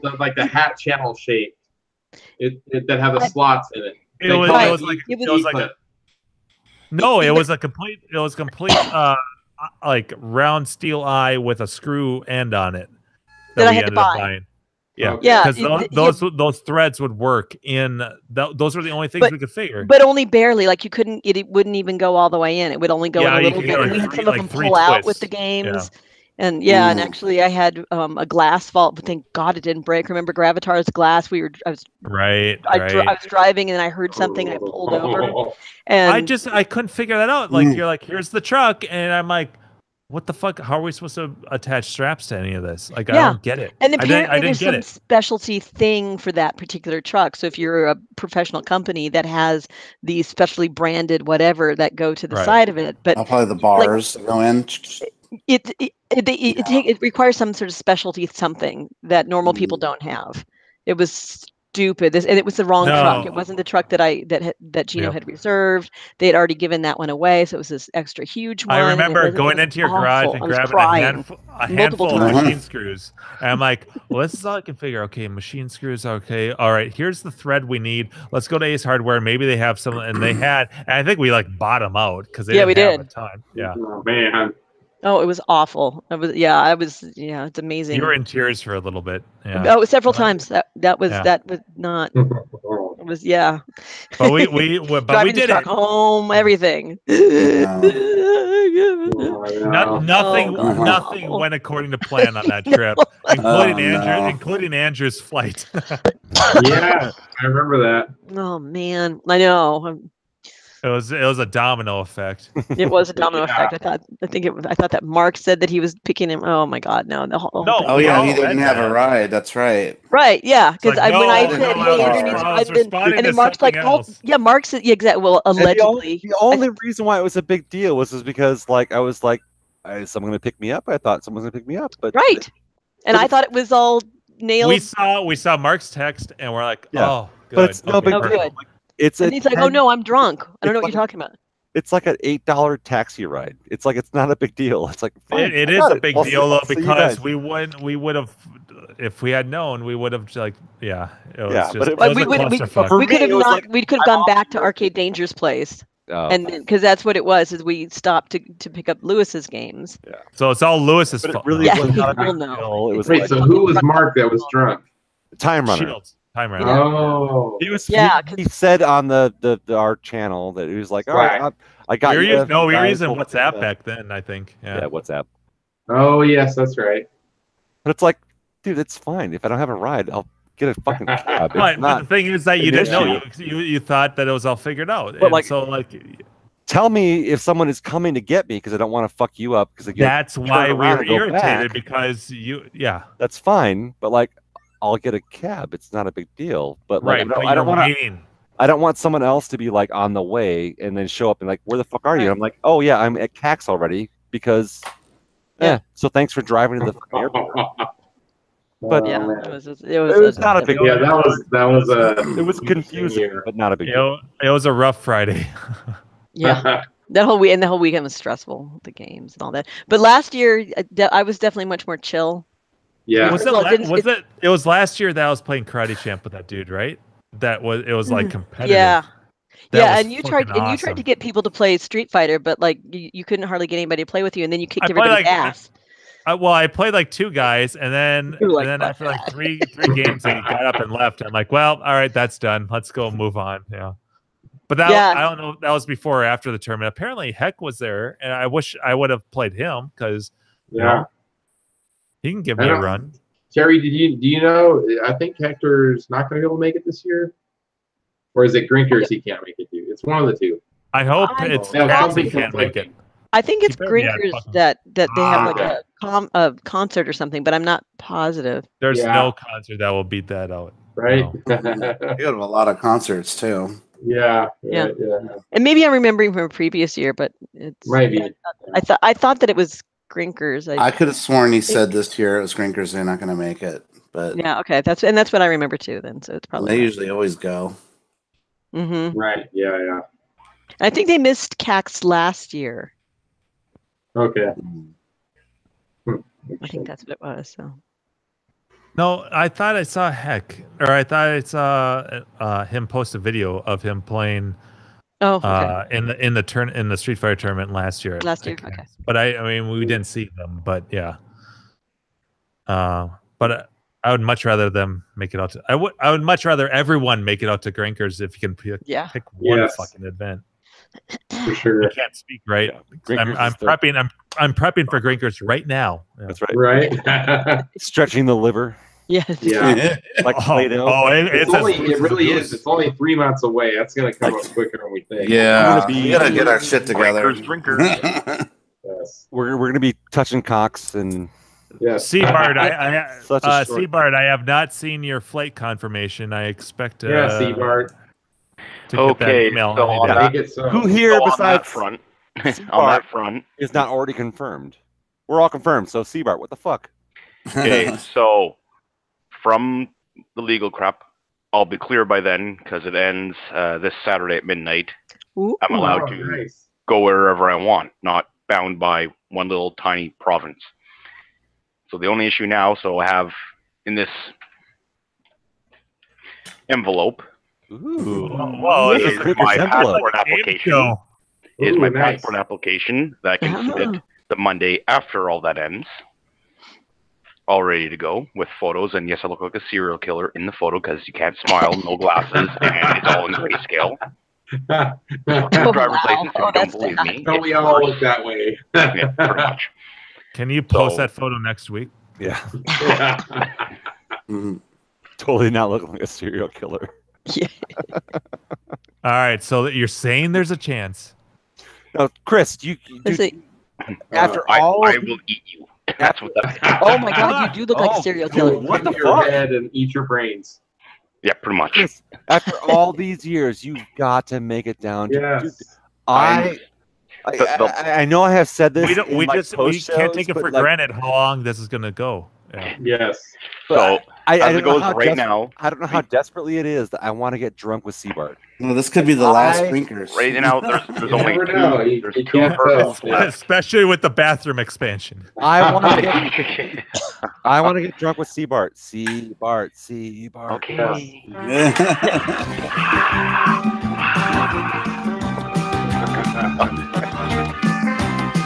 So, Seabart, you're saying there's a chance. So there's if Jimbo shuts up, there is a chance. There's only two hurdles. One is admission into the States. That's going to be the big, expensive one. And the other one is time off from work, which is very close because boss's son came back home and is potentially taking over the family business, which means there'll be a secondary person there to do my job because right now it's only me. Excellent. You have months. You live at home. You advance can afford to lose a job. Months of advance notice. You just tell them we already have the dates. It's like, dude, it's for a weekend. One fucking weekend. Yes. Like, we're not talking about like, yeah, fuck you. I'm disappearing for 2 weeks to go hang out in Idaho with a bunch of fucking nerds. This is one. What weekend is it? Weekend. October 12th? What weekend is it? You've Somewhere known. around there, 12, 13. 12, 13? Okay. I mean, I'll pull up the exact dates if you want. The 11th is when we show up on the Thursday. 14. Thursday the 11th. So it's 11th through the 15th. Yep. That's the sweet dates, but if you can make any dates in between, so 11th, Friday, Saturday for sure. 11th is the Thursday, 15th is the Monday, but like the sweet days are taped to my monitor. 12 and 13 of Make it happen this year. So, dude, like, make it happen. We got to make the same speech to Gleek too. Yeah. Yeah, like seriously, dude. You sponsor IRC. Blake fucked up. He decided that his first event was going to be fucking Brofest, and he should have made it Grinkers. You should have made it Grinkers, yeah. Although Grinkers is the top of the bar. Like, that's it. Once you go to Grinkers, you can't really go to any other event. The rest, every other yeah. But they're all lower tier. Yeah. So the absolute worst. Heath used to think CAX was the best event until he went to Grinkers. So what does that tell you? And he went to CAX for years. So the absolute worst case scenario is I get denied admission to the States because of the record, and I meet you guys at Whip's grand opening or at meet up with Brad. Have Brad drive you. All right, well, we're going on record tonight. We're live on air right now. So you're saying if you don't make I can't see the live button. It's behind a piece of paper. If you do not make it to Grinkers this year, that you're going to be at Orange Whip's grand opening for the thing next year. That's absolutely no excuse. All right, so how do we figure out dollar beers in Canada? Yeah, right. It's 2 beaver pelts is 1 quart. I'm pretty sure I stopped listening to a girl who's going to be going for that. Yeah. Okay, all right, so, guys, we got a rock soon. It's the regular size beer bottle up here is around $5.25 Canadian. So that's. Are we gonna get half off US? poutine? Yeah. Poutine is more of a Western thing. I just want to know, can we go someplace and lick it and stick it? Yeah. Come to Ottawa, I'll get you in the door without the cover charge. And all the girls are going through putting themselves through college, so we're just helping them out. You're pretty much a social experiment. Yeah, we're helping them out. All right. So let's wrap this up tonight. Yeah. Yep. All right. Sure. Let's put a ball in the. Who wants to take us out of here? Well, I'll start off by saying thanks for Dave for sharing all of his stories with us tonight, openly with the group, and I'm very excited to know him through that experience, that good times. So this was, I think, episode 132 ish. So yeah, gotta name the other ones. Yeah, tons of arcade talk tonight. So next week, I think we're gonna be just like drinking and talking movies and who knows what, you know, and right? Because we'll be ready for CAX, it. yes. CAX, yeah. Yes. And a Tempest tournament on Thursday. Tempest 4000, right? Yeah. So and 720 on Friday. On 720, yes. Yeah.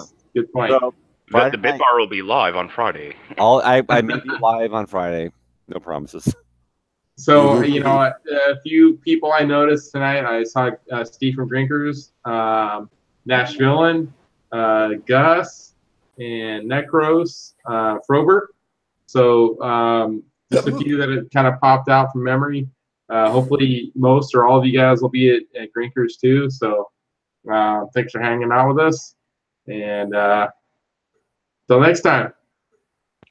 Good night, all. Rolling.